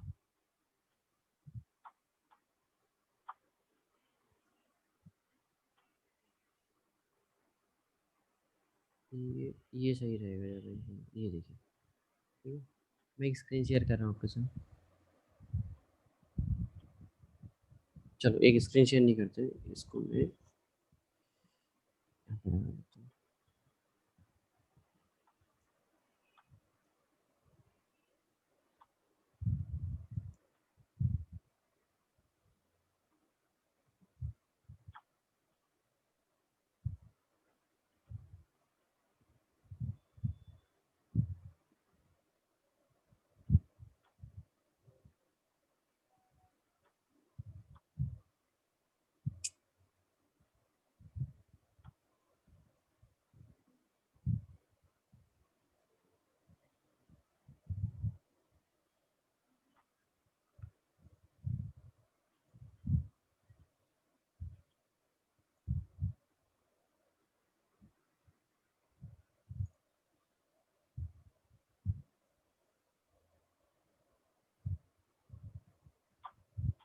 ये स्क्रीन दिख रही है अभी आप लोगों को, इसमें यस चार्ट सर। दिख रहा है, यस सर। ठीक है।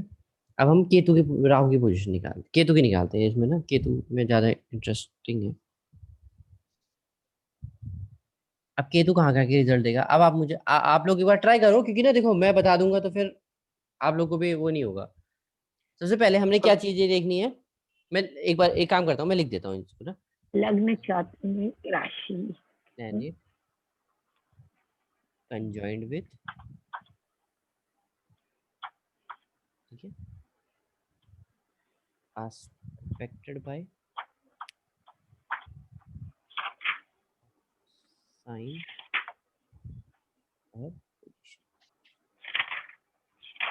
ये आपको ये चीजें देखनी है राशि लग्न चार्ट से, और ये देखना है आपको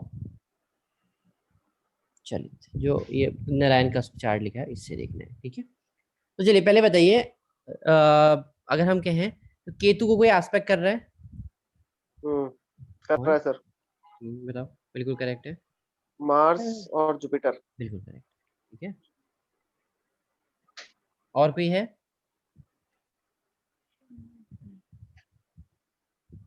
और कोई है, नहीं सर। कंफर्म, और किसी के पास कोई है, कोई कह रहे हैं?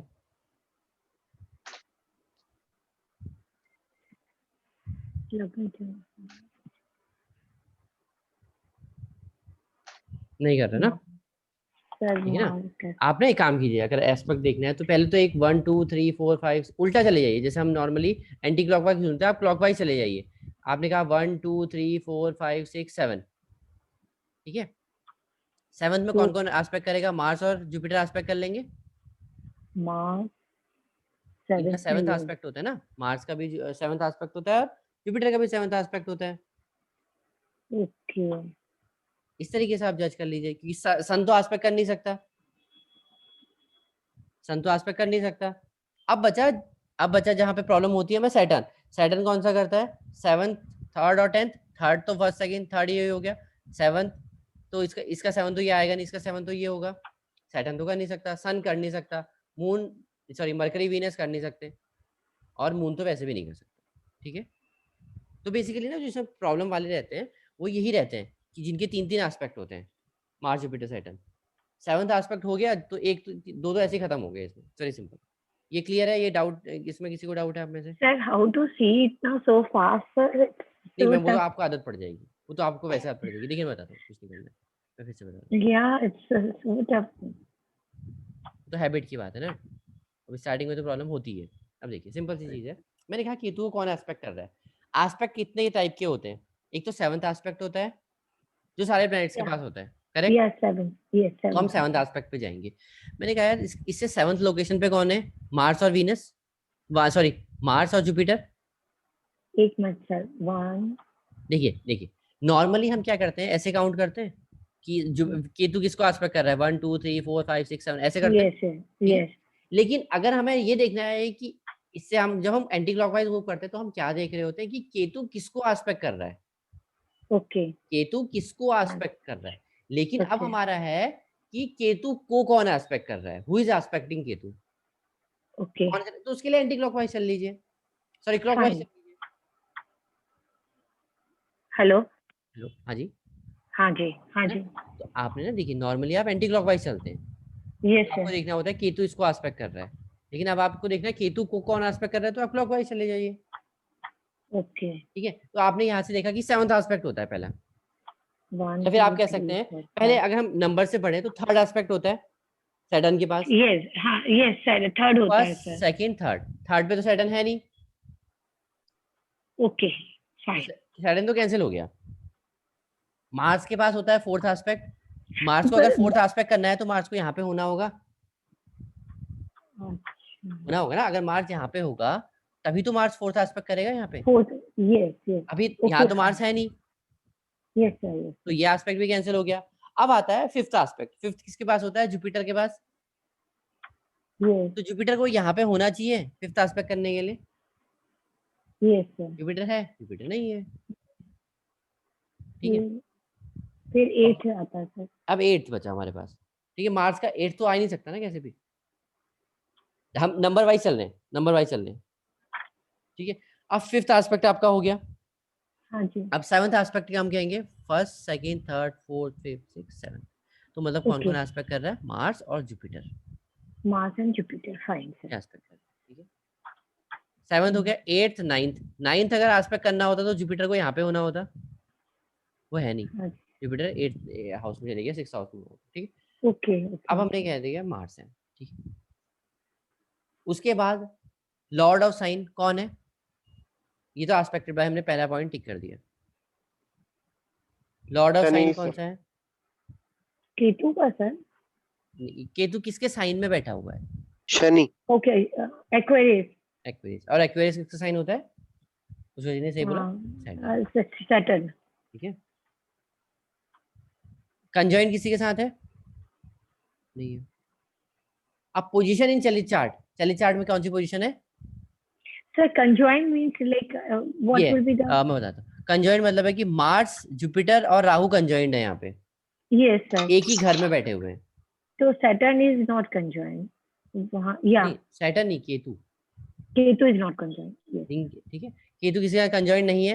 एस्पेक्ट आपने देख लिया, मार्स और जुपिटर कर रहे हैं, ठीक है। सैटर्न के की राशि में बैठा हुआ है, सैटर्न के आने के घर में बैठा हुआ है। Yes sir. उसके बाद पोजीशन कौन सी है इसकी चलित चार्ट में? सेकंड, केतु की पोजीशन सर। ठीक है, अब हम एक इसको अब रिवर्स ऑर्डर में चलते हैं। अब हम ये कहते हैं, अब आप मुझे बताइए मार्स किस किस चीज के रिजल्ट देगा, मार्स कौन कौन हाउसेस के रिजल्ट देगा। अब आपको देखना है सिर्फ चलित चार्ट, बाकियों के लिए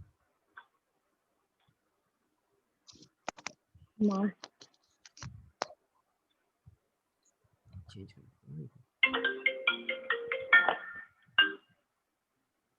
ये देख लीजिए। हाँ जी बताइए।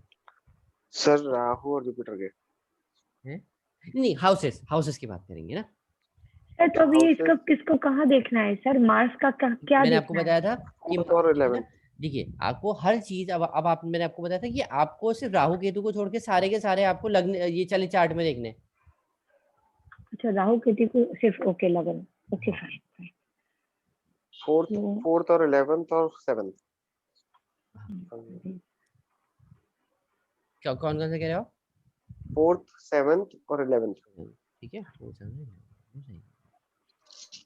अब मैडम आप बताइए जुपिटर। माय गॉड, ट्राई कीजिए शर्मा सर, एक बार आप भी ट्राई कीजिए। सर। अच्छा, okay, Jupiter sir.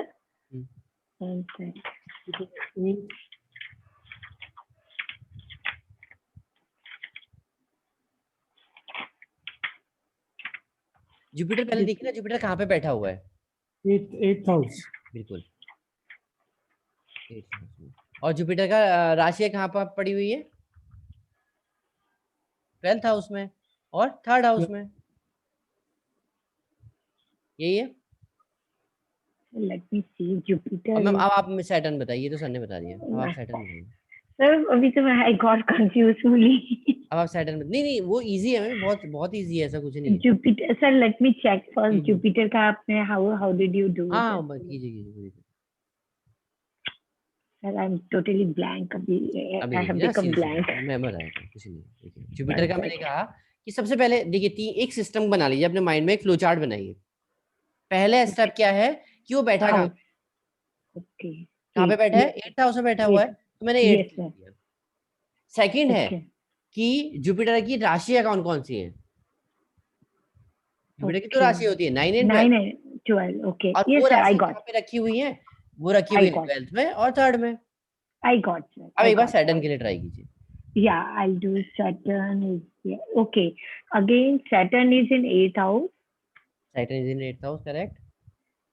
And this one sec. Yeah, first house and then second. First and second. Okay. अब आप लोग ये बताइए कि केतु किस चीज को एस्पेक्ट कर रहा है? मार्स के लिए क्या लिख दूं यहाँ पे? 4 7 लिख दूं, 4 7 11। जुपिटर के लिए ठीक है। सैटर्न की बात करूं तो मार्स केतु किसको? अब अगर मैं केतु की बात करूं, सर 12 नहीं है ना, 2 है वो। अच्छा हाँ sorry Saturn.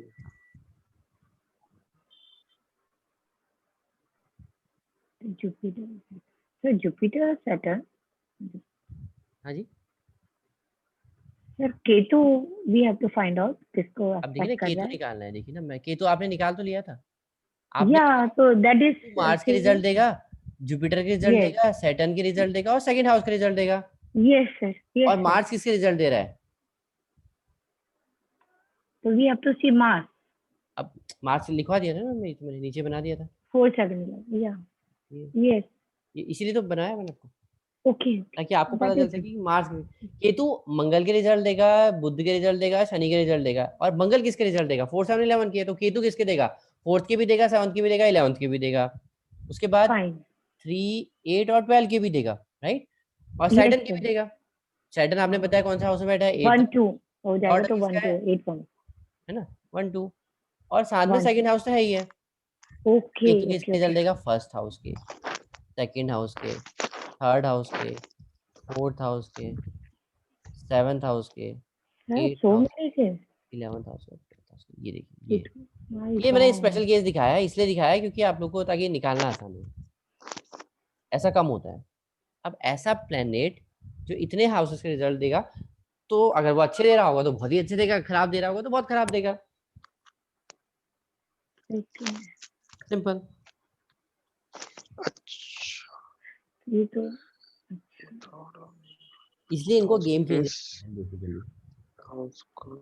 Sir what, seventh इसलिए हाउस को इनको क्यों देगा? गेम चेंजर कहते हैं ना, ये चीजों को पलट देते हैं ना। सर सेवंथ हाउस के हाँ। अच्छा मार्स बैठा है क्योंकि चलित कुंडली में, ठीक है। हाँ। 8th में क्या क्या जुपिटर बैठा है। सर मैं 7th हाउस पूछ रहा था, वैसे मेरे को चलित कुंडली में मार्स दिख गया, ठीक है सर। नहीं, उससे क्या होगा, आप कुछ गलत जा रहे हो शायद। सर 7 आपने लिखा ना केतु 7th हाउस के भी रिजल्ट देगा। केतु 7th हाउस से कहाँ रिजल्ट दे रहा है? केतु ना इसलिए 7th हाउस के दे रहा है क्योंकि मार्स क्योंकि है। मार्स बैठा है। हाँ, हाँ वही क्योंकि मार्स वही का मैं 7th पूछ हाउस। रहा था। अच्छा अच्छा अच्छा, मुझे लगा आप कुछ और देख रहे हो, ठीक है, क्योंकि मार्स यहाँ पे है ना ये।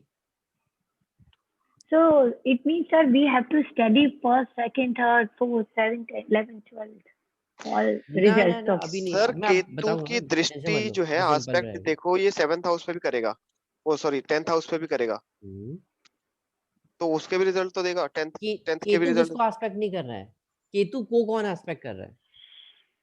वो तो हो गया, अच्छा ठीक है हाँ, आपने। ओके। ये है ना, ये स्टेप ही यही है। नहीं मैम, इतने सारे स्टडी नहीं करने। अब जैसे ना आपके कॉम्बिनेशंस होते हैं ना, okay अब इसमें कॉम्बिनेशंस है नंबर्स के, सिंपल है कि अगर मैरिज देखनी है। अब देखिए, कल मैं एग्जांपल बता देता हूँ। मैरिज इतना, मतलब इसमें इतनी टेंशन लेने वाली बात नहीं। मैरिज के लिए मैंने आपको कौन सा हाउस बताया था कल?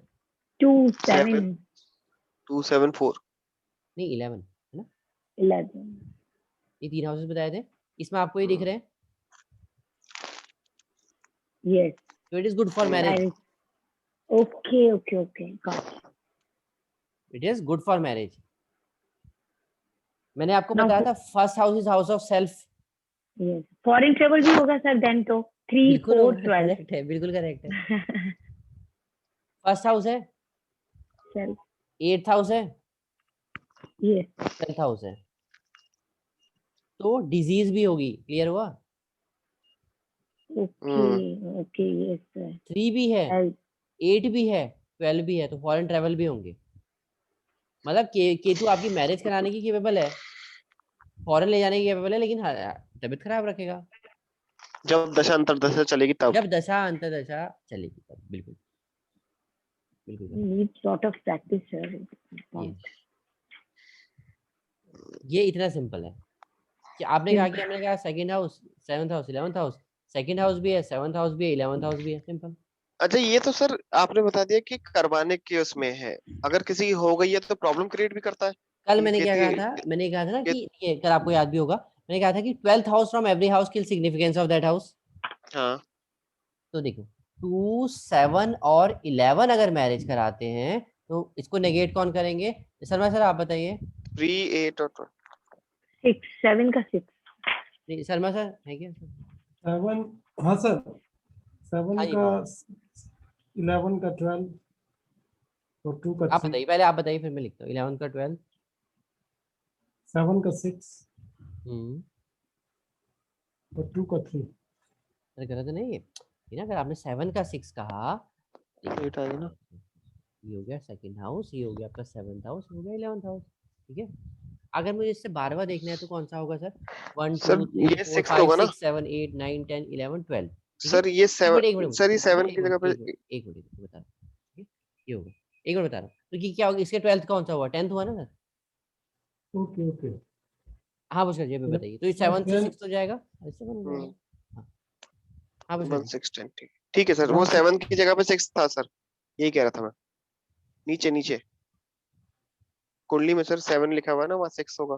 अच्छा वो नहीं नहीं, हाँ सॉरी सॉरी, वो 7। तो ये 7th का 12th क्या हो जाएगा? 6।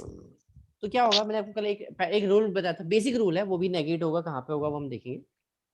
तो 12th house from every house की सिग्निफिकेंस ऑफ दैट।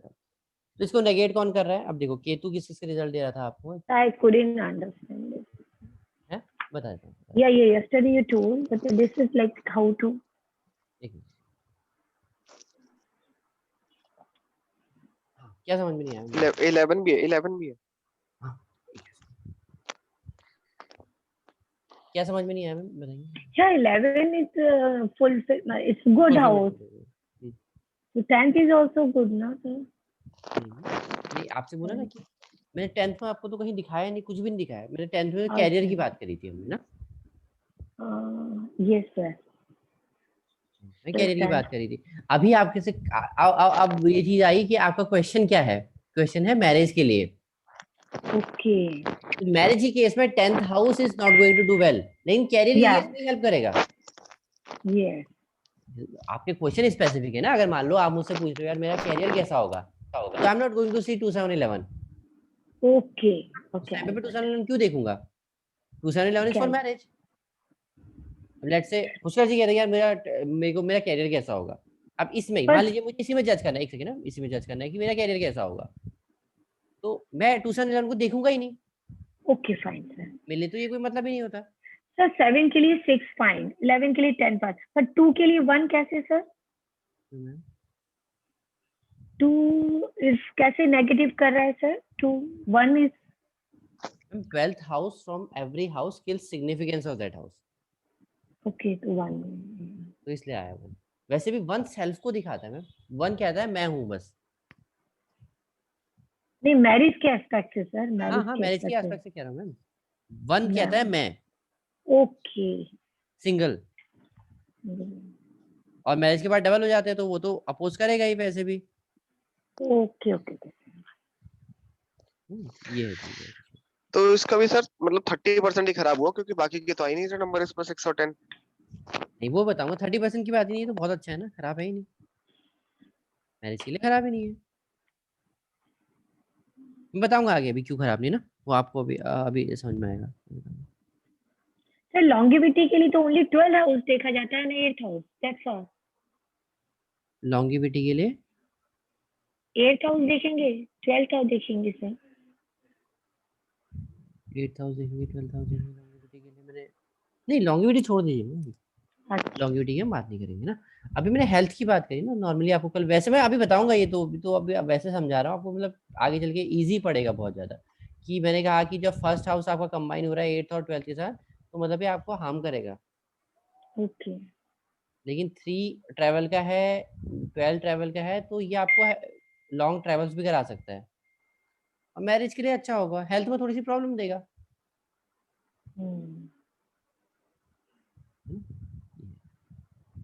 कितनी बड़ी देगा, छोटी देगा, क्या देगा, वो देखेंगे। सो इट मीन्स सर हमको हाउस की सारी प्रॉपर्टी याद रखना पड़ेगा। नहीं कुछ भी याद नहीं करना मैम आपको। आपको ना एक चीज देखिए, अगर याद होती है तो अच्छी बात है। मैंने बताई कितनी है आपको प्रॉपर्टी, सिर्फ तो कम बताइए। ऑल 12 हाउस की सर, उससे पता चलेगा ना कि विच हाउस है। एग्जैक्टली। अब मैं यहाँ पे 7 हटा देता हूँ, मान लीजिए लेट्स से मैं हटा देता हूँ। कोई कहता है मेरा मैरिज, मैंने सेकंड हाउस का क्या बताया था आपको, फाइनेंस बताया था। यस और ये फाइनेंस से गेन है, मतलब ये फाइनेंस अगर ये कॉमर्स स्टडी करे तो ये बेहतर होगा कि नहीं होगा। बस 4-5, इसीलिए मैंने आपको कम प्रॉपर्टी बताई थी। मैं अगर मेरा वो तो मैं लिखा देता आपको 10 पन्नों की प्रॉपर्टी। कम है वो थोड़ी सी, अगर याद नहीं भी करोगे ना आपको कॉम्बिनेशन याद हो जाएंगे आगे चल के। लेकिन बेसिकली अब थोड़ा सा ऐसा है ना कि समझना तो पड़ता है ये चीजों को, हाँ जी। तो वो जरूरी है। आगे मैं आपको सिर्फ इतना बताऊंगा, 2-7-11 is combination for marriage, 1-6-10 negates marriage. अब आपको इसके अंदर 1-6-10 और 2-7-11 ढूंढने, बस खत्म। Okay okay. इतना सा है। अब वो कैसे ढूंढने, वो इतना आसान नहीं है ना, अभी देखेंगे। लेकिन सर बाकी प्लैनेट्स का भी तो एस्पेक्ट होता होगा हाँ ना, अभी मान लीजिए बताऊंगा। किसी और। अभी हाँ। अभी तो कहाँ, अभी तो मैंने बताया कहाँ आपको। अभी तो मैं खाली ऐसे आप लोग पूछ रहे थे, कंफ्यूज हो रहे थे, इसलिए मैं आपको समझा। सर सो सर हमको हॉरोस्कोप में we have to find out aspects कि नहीं नहीं वो कुछ भी, नहीं। अच्छा वो भी आ जाता है सर। एस्पेक्ट मतलब हमेशा कोई भी चीज के लिए एस्पेक्ट भी सब फाइंड आउट करके वी हैव एस्पेक्ट टू तो देखना राइट। ही पड़ेगा मैम। एस्पेक्ट तो आपको देखना ही पड़ेगा ना, वो हाँ प्रॉपर्टी उसकी उस हिसाब नहीं, से बिकॉज आप कह अच्छा रहे हैं करेगा सबका बुरा सॉफ्टवेयर करेगा। आ जाता है, सॉफ्टवेयर आ जाता है, तो पर एस्पेक्ट का तो हमको दिखना पड़ेगा ना एस्पेक्ट सर। तो देखना ही पड़ेगा मैम। एस्पेक्ट तो कैसे होगा, अब ओके ये इसमें कैसे दिखाएगा ये आपको एस्पेक्ट है करके? ओके इसमें आपको एस्पेक्ट कैसे देखोगे? ओके इसमें तो ऑप्शन ही अवेलेबल नहीं है कोई। वो तो चाहे भी तो नहीं दिखा सकता ना। वो आपको ये थोड़ी दिखाते, हाँ वो एक्चुअल चीजों को थोड़ा कम करेगा या ज्यादा करेगा, वो उसका एक्चुअल रिजल्ट तो नहीं दे रहा ना, ओके तो वो नहीं करेगा, वो तो आपको याद करना पड़ेगा। इसलिए जो चीज मैंने आपको याद करने के लिए कही है वो याद करनी ही करनी है, ओके सर। उनका उनका कोई अल्टरनेट नहीं मिलेगा। एक सेकंड सर, वो दिखा देंगे कौन सा वाला चलित में देखते हैं और कौन सा वाला हम लोग लग्न में देखते हैं, केतु के लिए, केतु राहु के हाँ लिए। हाँ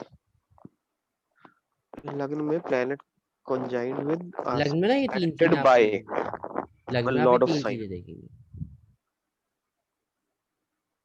सर आपने ऐसे राहु का भी देखते हैं सर, जैसे सेम केतु राहु का का भी। सेम, तो लग्न में ही देखेंगे ना राहु का भी सर? सर मान लीजिए लॉर्ड ऑफ साइन जो है वो किसी के साथ बैठा है, मान लीजिए एग्जाम्पल। यहाँ पे सैटर्न में, तो सैटर्न मान लीजिए किसी और प्लैनेट के साथ बैठा होता, तो लेट्स से उस, हाँ मान लीजिए जुपिटर ठीक यहाँ पे नहीं है, तो फिर इसके है। अंदर जुपिटर की भी नहीं हम लोग नहीं केतु में नहीं वो नहीं देख लेते नहीं नहीं नहीं, केतु सिर्फ आपको सैटर्न के रिजल्ट देगा, हैं। अच्छा, कोई ओके, मतलब नहीं ना कि वो कहाँ बैठा है करके, उसमें ठीक ये है है ठीक है ठीक है। कि किसके घर में बैठा हूँ। हाँ, पोजीशन ऑफ चलित, पोजीशन चलित से देखते हैं। हाँ पोजीशन ठीक है, आपको चलने से मतलब देगा। सेकंड हाउस के देगा, और हमें शनि का देगा, शनि बैठा है हमारा नाइन्थ हाउस में, उसके देगा। और एस्पेक्टेड बाय, और सर एस्पेक्टेड टू, मान लीजिए तो केतु कोई बात कहीं नहीं ना, देख रहा था। नहीं नहीं केतु कहाँ जहाँ देख रहा है वो तो फिर उस हिसाब से उसको चीजों को ना थोड़ा कम करेगा बढ़ाएगा, जो मैंने आपसे कहा कि एस्पेक्ट अच्छा हर प्लेनेट का होगा, उसका अच्छा, उसका कोई एस्पेक्टेड एक्चुअल टू नहीं, रिजल्ट नहीं होगा। ओके ओके, ठीक है, एस्पेक्टेड बाय, ओके, हाँ ठीक है उसका सर। एक्चुअल रिजल्ट नहीं है। शर्मा सर आपको क्लियर है? हाँ मेरे क्लियर सर। एक मिनट सर,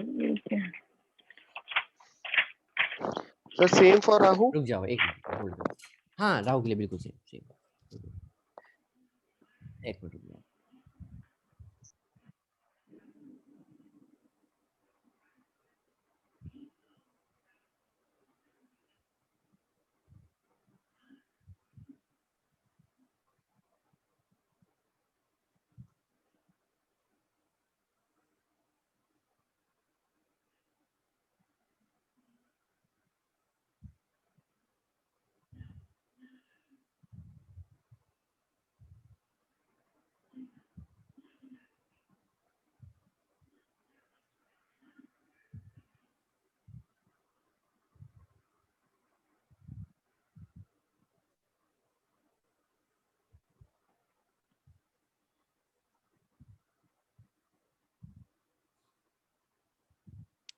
अभी बताइए इसमें आपको सब क्लियर हो सर गया? I got one question sir. Oh no sir, ये तो डिफरेंट है बताइए बताइए। सर। आपके जो प्रीवियस चार्ट में था, तो केतु तो 5 और 9 को एस्पेक्ट करता है, आपने 7th क्यों बोला सर? केतु के लिए सेवंथ बोला नहीं ना, केतु को कौन नहीं एस्पेक्ट आपने कर जो, रहा है? अच्छा केतु को कौन? Ketu is not going to aspect seven, Ketu और 5 और 9 को, ओके केतु 5 और 9 को एस्पेक्ट करता है। अब हम बात करते हैं राहु की, चलो आप बताओ कि राहु का क्या क्या लिखेंगे।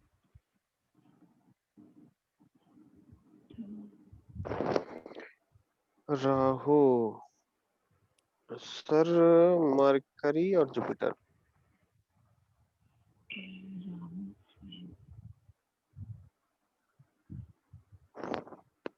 एस्पेक्ट कर रहे हैं इसको, मरकरी और जुपिटर।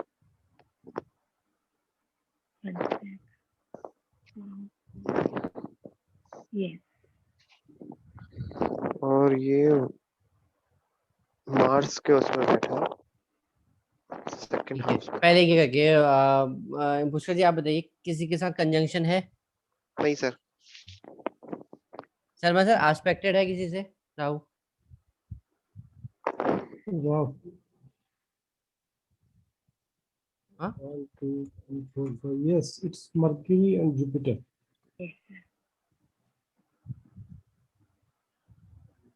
और किसी से? और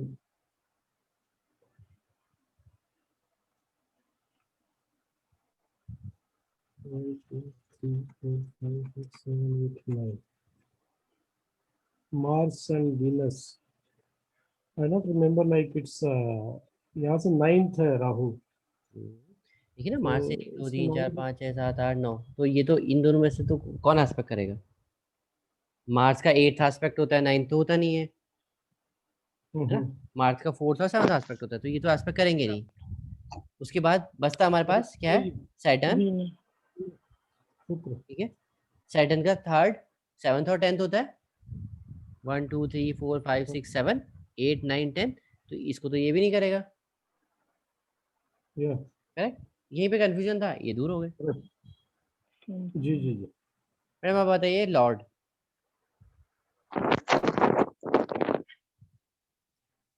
लॉर्ड ये एक बार मैम को बता दीजिए ना, आपका तो आपने तो सही हो गया, जून। सबको आना चाहिए समझ में। Lord is Venus.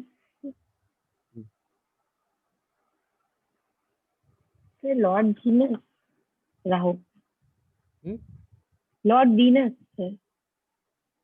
और पोजीशन क्या है? अब now we have to see position. Position offer है 1 sec sir. Give me time. Yeah, third house sir. उसका जी आप बताइए। And second. और शर्मा सर आप? ये इसका क्या बोलते हैं लॉर्ड की पोजीशन सेकंड। लॉर्ड की पोजीशन सर, राहु की पोजीशन। पोजीशन बताइए ना, मैंने ये पूछा है बस। सर राहु की पोजीशन तो सेकंड है। और सर आप, शर्मा सर? सेकंड है सर। सेकंड है, ठीक है, सेकंड है पोजीशन।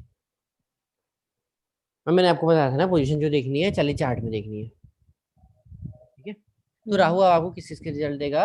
राहु आपको रिजल्ट देगा मरकरी के, जुपिटर के, वीनस के और सेकंड हाउस के। अब एक बात बताइए, अब मरकरी के रिजल्ट बताइए, आप ही बताइए पहले, मरकरी के लिए क्या कह सकते हैं हम, क्या रिजल्ट है?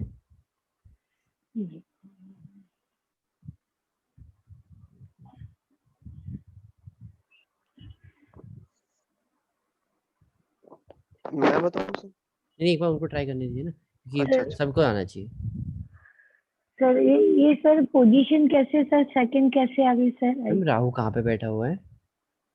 सेकंड हाउस में। तो सेकंड, तभी तो हमने पोजीशन सेकंड ली थी। Okay, my God. Now we come to Mercury. Now what should sir ये कहाँ देखना है सर ये मैम वो तो आप, मैंने देखिए अभी बताया था आपको, वो चलिए चार्ट में देखना है हमेशा ना, कस्प, अच्छा। नारायण कस्प चार्ट लिखा है जहाँ पे। Okay sir. Forget sir which state है। ओके आप देख लीजिए ना so उसको, याद रहेगा। okay so that is eighth house, hmm. 8th house sir, hmm. and Mercury is 8th and then 7th hmm. and so 3 तो कहीं नहीं दिख रहा sir. Yeah, 4th। 4th house, Yes, 8th house और 7 7 8 4 7 8 4 7। जुपिटर। शर्मा सर आप बताइए Jupiter. Sir mercury जहाँ पे देख रहा है वो नहीं लिखेंगे? अरे फिर वही बता रहा, कंफ्यूज मत हो, बिल्कुल कंफ्यूज नहीं, कंजंक्शन सिर्फ देखना है राहु केतु के केस में, वो भी ये निकालते सर बस, और कुछ भी नहीं। Okay sir. ठीक है, 8th में सर। हाँ जी सर, 8th बिल्कुल। और है आपका 9th and 12th।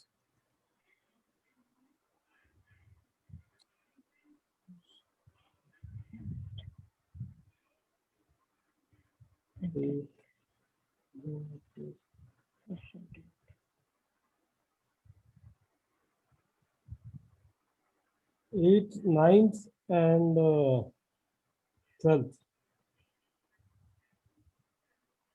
नहीं सर, 8th में बैठा हुआ, ये तो आपने करेक्ट बता दिया। किसका लॉर्ड है?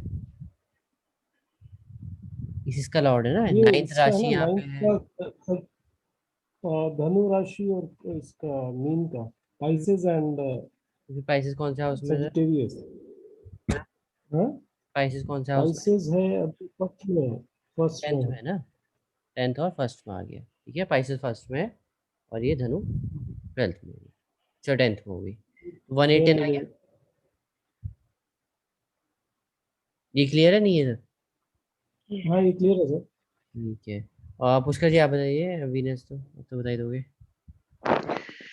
सर वीनस बैठा है 6th हाउस में और हम देखिए ना, इसके ये देखिए ये जैसे इन्होंने बताया कि ये है, यही थॉट प्रोसेस होनी चाहिए, बैठा यहाँ पे है। और फिर जैसे उन्होंने कहा कि आपको भी थर्ड शर्मा सर बोल रहे थे कि थर्ड हाउस 9th का और 12th धनु हाउस का मालिक है, तो ये चीज दिमाग में आनी चाहिए बोलते टाइम ना, तो आपको 3 और आसानी, 8 तो आपको आसानी हो जाएगी। 8 3 और 8, ठीक है, करेक्ट। तो राहु की कौन क्या क्या होगी पोजिशन? 1 2 3 4 3 4 6 7 8 6 10 7 8 और सर 1 भी है 1 है क्या? 1 भी आ गया। जुपिटर में। ठीक है, ये क्लियर हुआ अभी? Yes, sir. ये सभी को क्लियर है, किसी को डाउट तो नहीं है इसमें? एक डाउट है सर मेरे को। बताइए। सर जैसे हम लोग ये मरकरी जुपिटर वीनस का लिख रहे हैं, इस ये जहाँ एक्सपेक्ट करते हैं उसको नहीं लिखते हम लोग। नहीं, उसको नहीं लिखते ना, मैंने ठीक वही है। तो बोला कि वो चीजें खाली इन्फ्लुएंस डालती है, बहुत छोटा सा, वो चेंज नहीं करती हम्म किसी चीज को। हम्म, हम्म, हम्म। वो चीजों को बढ़ाएंगी या कम करेंगी, वो चीजों को ओरिजिनेट नहीं करती। ठीक है।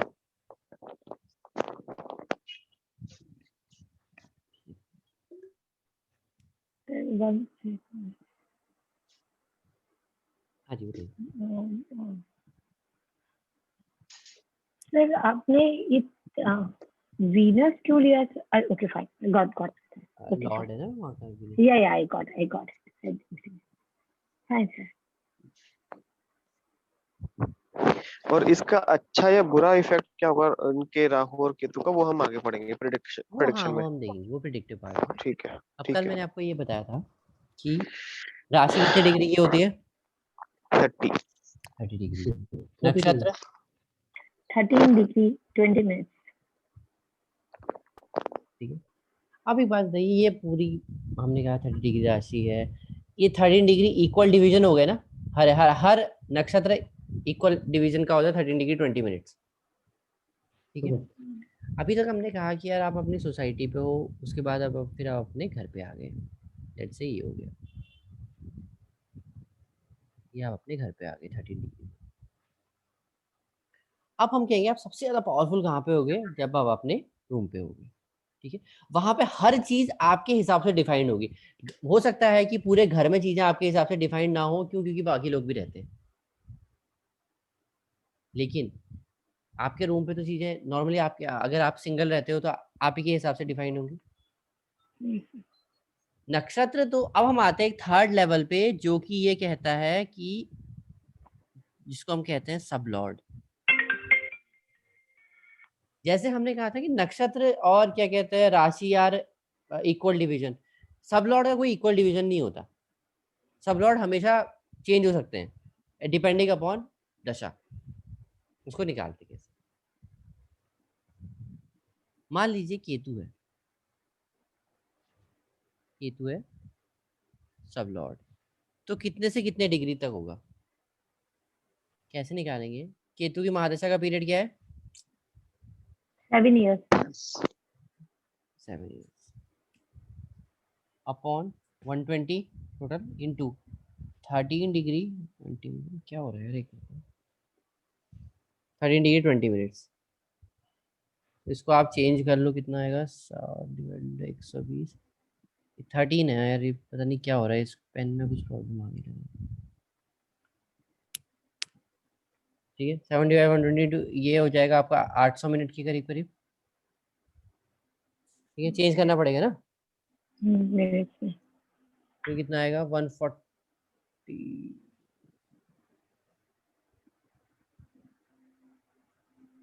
कितना आ जाएगा?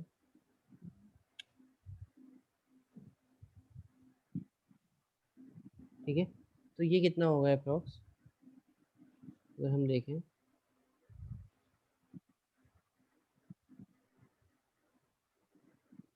मिनट के करीब करीब आएगा। ठीक है, और कितने सेकंड्स हो जाएंगे? हमने अप्रोक्स कह दिया 40 सेकंड्स। ठीक है, तो इतने तक, यहाँ तक आपका क्या चलेगा? ये आपका रूम है। तो अगर जुपिटर यहाँ पे बैठा है लेट से, तो वो सबसे ज्यादा पावरफुल यहाँ पे होगा, तो इसका सबलॉर्ड सबसे ज्यादा पावरफुल होगा। तो अब 3 चीजें निकल के आ गई हमारे पास। Sir what is this 46 minute and 40 seconds ना? हाँ हाँ, Okay, 40 सेकंड। fine. तो ऐसे सारे प्लैनेट्स के लिए निकल जाएगा। लेट से मुझे वीनस के लिए निकालना है, तो वीनस के लिए कैसे निकालेंगे? महादशा कितने की होती है? 20 साल की, अपॉन 120 इंटू 13 डिग्री, बीच में इसको मैं 800 डिग्री देता हूँ डायरेक्टली। ठीक है, इसको चेंज करेंगे कितना आएगा?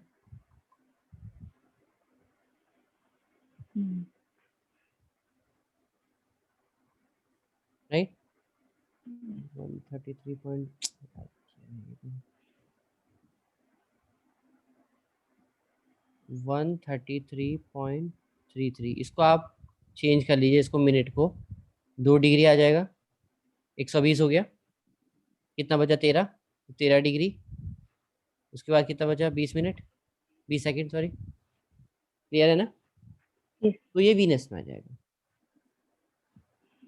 तो इस तरीके से निकलेगा। तो अब हमारे पास 3 चीजें हैं, प्लैनेट, नक्षत्र और सबलॉर्ड। तो मैंने क्या कहा, सबसे ज्यादा पावरफुल कौन होगा? सबलॉर्ड। सबलॉर्ड। तो सबसे ज्यादा पावरफुल होगा सबलॉर्ड, फिर होगा आपका नक्षत्र, और फिर होगा प्लैनेट।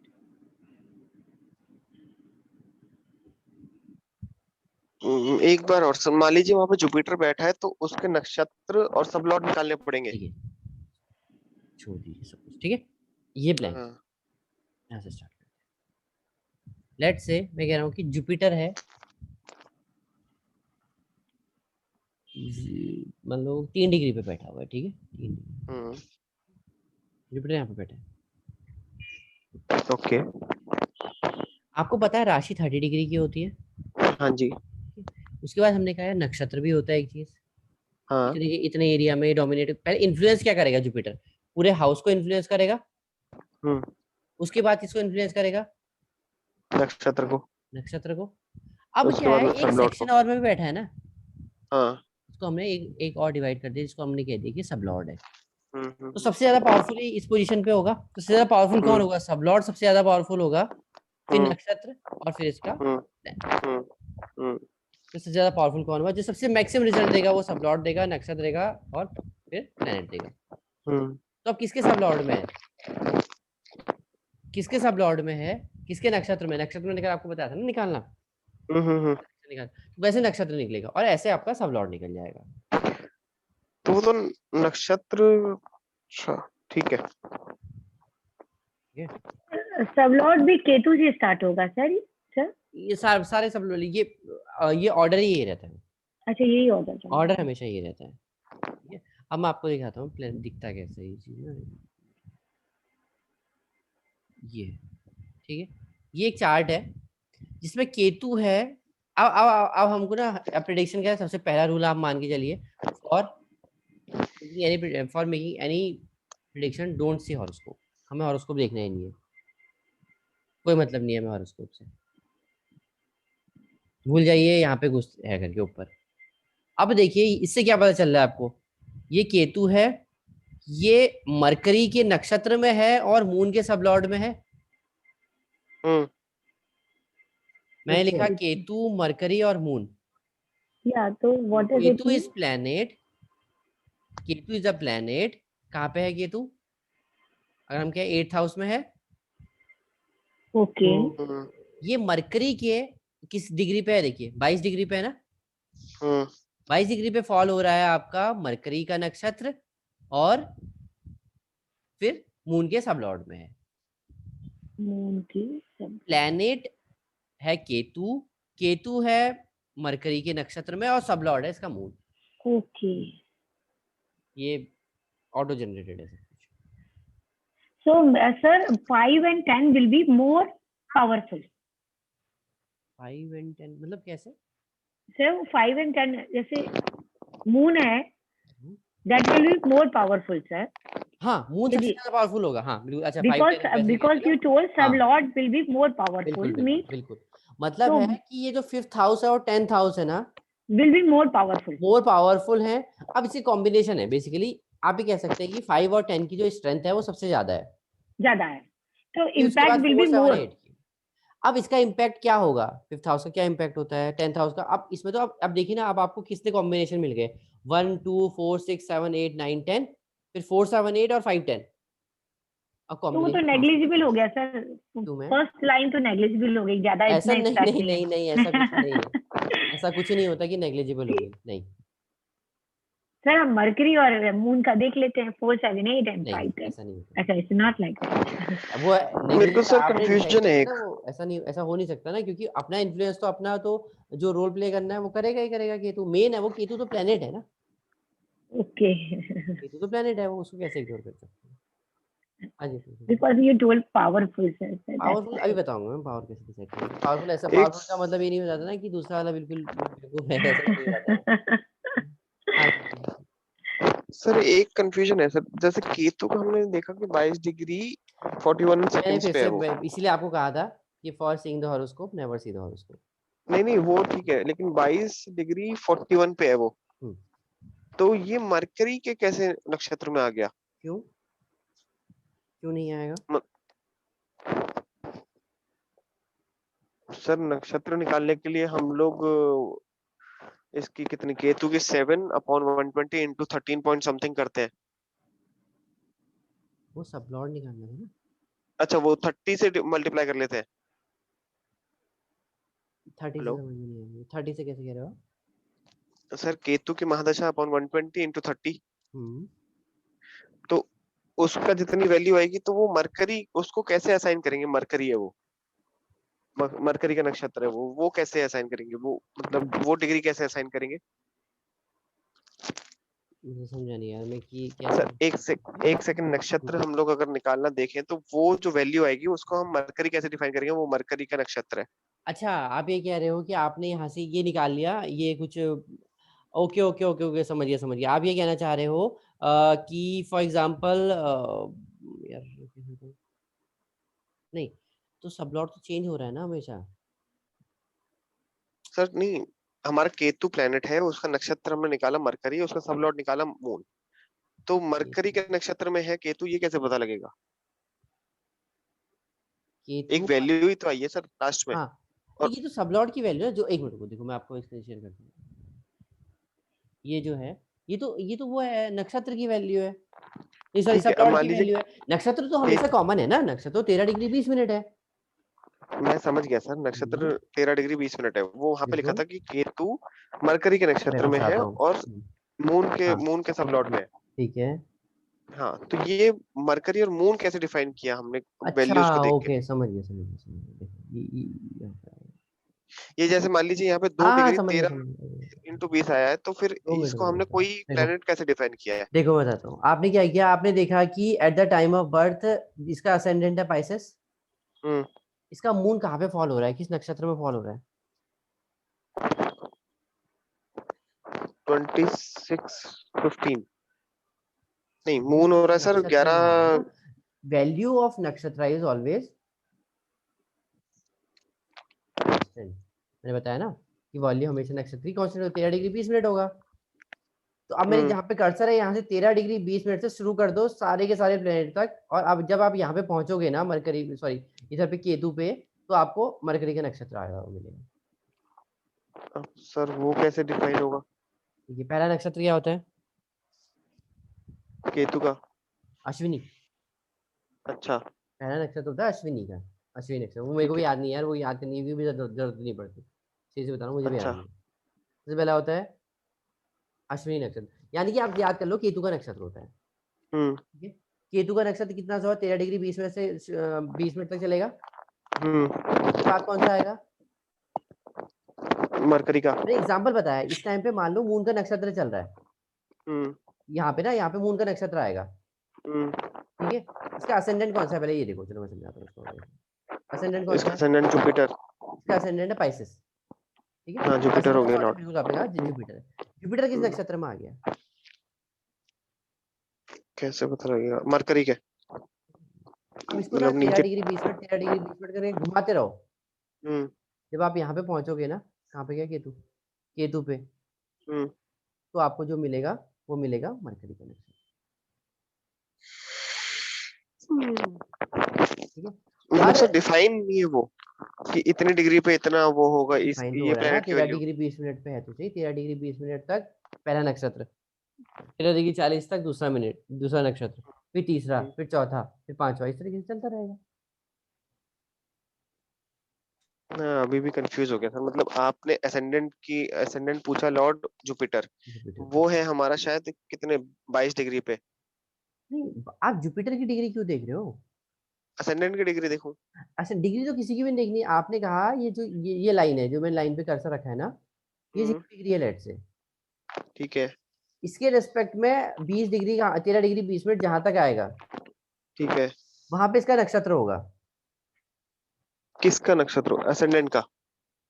अच्छा देखो ना, यहाँ पे देखो, जब देखो आप जब एक काम करोगे,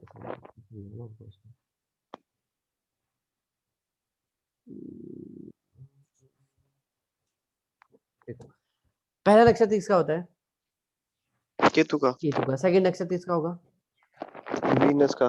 वीनस का। फिर मतलब इसी ऑर्डर में चलता जाएगा। हाँ जी। जब इस इंसान का बर्थ हुआ तो यहाँ पे कोई नक्षत्र है, हम्म, और कौन सा नक्षत्र है? सर अगर हम ऐसे नक्षत्र मान कौन तो सा होता केतु है, का ही मैंने होगा। कल बताया था ना, नहीं, केतु का नहीं होता। कल मैंने आपको बताया था कि नक्षत्र क्या होता है। जब ना, जब बर्थ हुआ होता है, मून जिसमें होता है मून वो कहाँ उसको होता है? नक्षत्र हाँ, कहते हैं, ठीक है। ठीक तो है। ये मून के नक्षत्र से शुरू होगा, हाँ। 13 डिग्री 20 मिनट मून, हम्म, 26 डिग्री 40 मिनट मून के बाद क्या आएगा, Mars. Mars, 26 Rahu. Degree 40 minute के बाद कितना बचा, 20 30 3 डिग्री 20 मिनट तक, फिर कौन सा आएगा, राहु। राहु।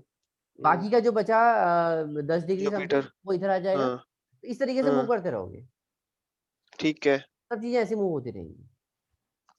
अच्छा, तो फिर हम लोग वहां पे देखेंगे केतु पे किसका नक्षत्र आ रहा है, ठीक हाँ, है। वो आप बढ़ते रहोगे उस हिसाब से उसके आगे। बाद में सर फिर सब लॉर्ड के लिए सब लॉट तो अनइक्वल सेम? डिवीजन होते हैं ना, सब लॉट इज नहीं सर, अनइक्वल डिवीजन। वो ठीक है, लेकिन फिर सर सब लॉर्ड इसी के लिए तरीके से जैसे यहाँ पे बढ़ते मून गए। लिखा हुआ है, उसी तरीके से बढ़ना है। हाँ बिल्कुल, फिर तो निकालोगे ही वैसे ना, ओके। तो ये है, फिर ये कैलकुलेशन है। इसीलिए ना, अगर आप पहले देखोगे, पहले वाले टाइम पे जब होता था कि सबसे पहले कहा जाता था कि कोई भी अगर एस्ट्रोलॉजर है ना, उसकी मैथमेटिक्स बहुत बहुत एक्यूरेट होनी चाहिए। अब तो वी आर हैविंग सॉफ्टवेयर, तब तो नहीं थे। तब अगर ये हाथ हम्म, से कैलकुलेशन करनी पड़ती ना, हालत खराब हो जाती थी। हम्म। तभी एक एक कुंडली में जो है वो 6-6 महीने लगते थे 6 महीने लगते थे। सट- सटीक इंफॉर्मेशन निकालने के लिए। वही है, उसमें आप फिर आपको सारी प्लेनेट की अब उस टाइम पे पता होना चाहिए कि जब इस, अब देखो ना, सबसे पहले अभी तो आपने क्या किया, आपने date of birth, time of birth, place of birth डाला, आपको क्या मिल गया, असेंडेंट मिल गया, कि इस दिन हम्म, यहाँ इस टाइम पे कौन सा असेंडेंट राइज हो रहा था। हम्म, उस टाइम पे क्या करना पड़ता था, उस टाइम पे तो लिख के रखना पड़ेगा ना आपको डेली, हम्म, और फिर उस दिन जाना पड़ेगा, फिर जहाँ पे अपने पेपर पे लिखा हुआ है उतनी पुरानी डेट पे जाना पड़ेगा, फिर देखना पड़ेगा उस टाइम पे कौन सा नक्षत्र आ रहा है, हम्म, और उसमें डिग्री की गलती होगी तो फिर और मुसीबत। जो आजकल पंचांग काम करते हैं। हाँ, हम्म, तो वो पंचांग वही तो होते हैं, और क्या होते हैं।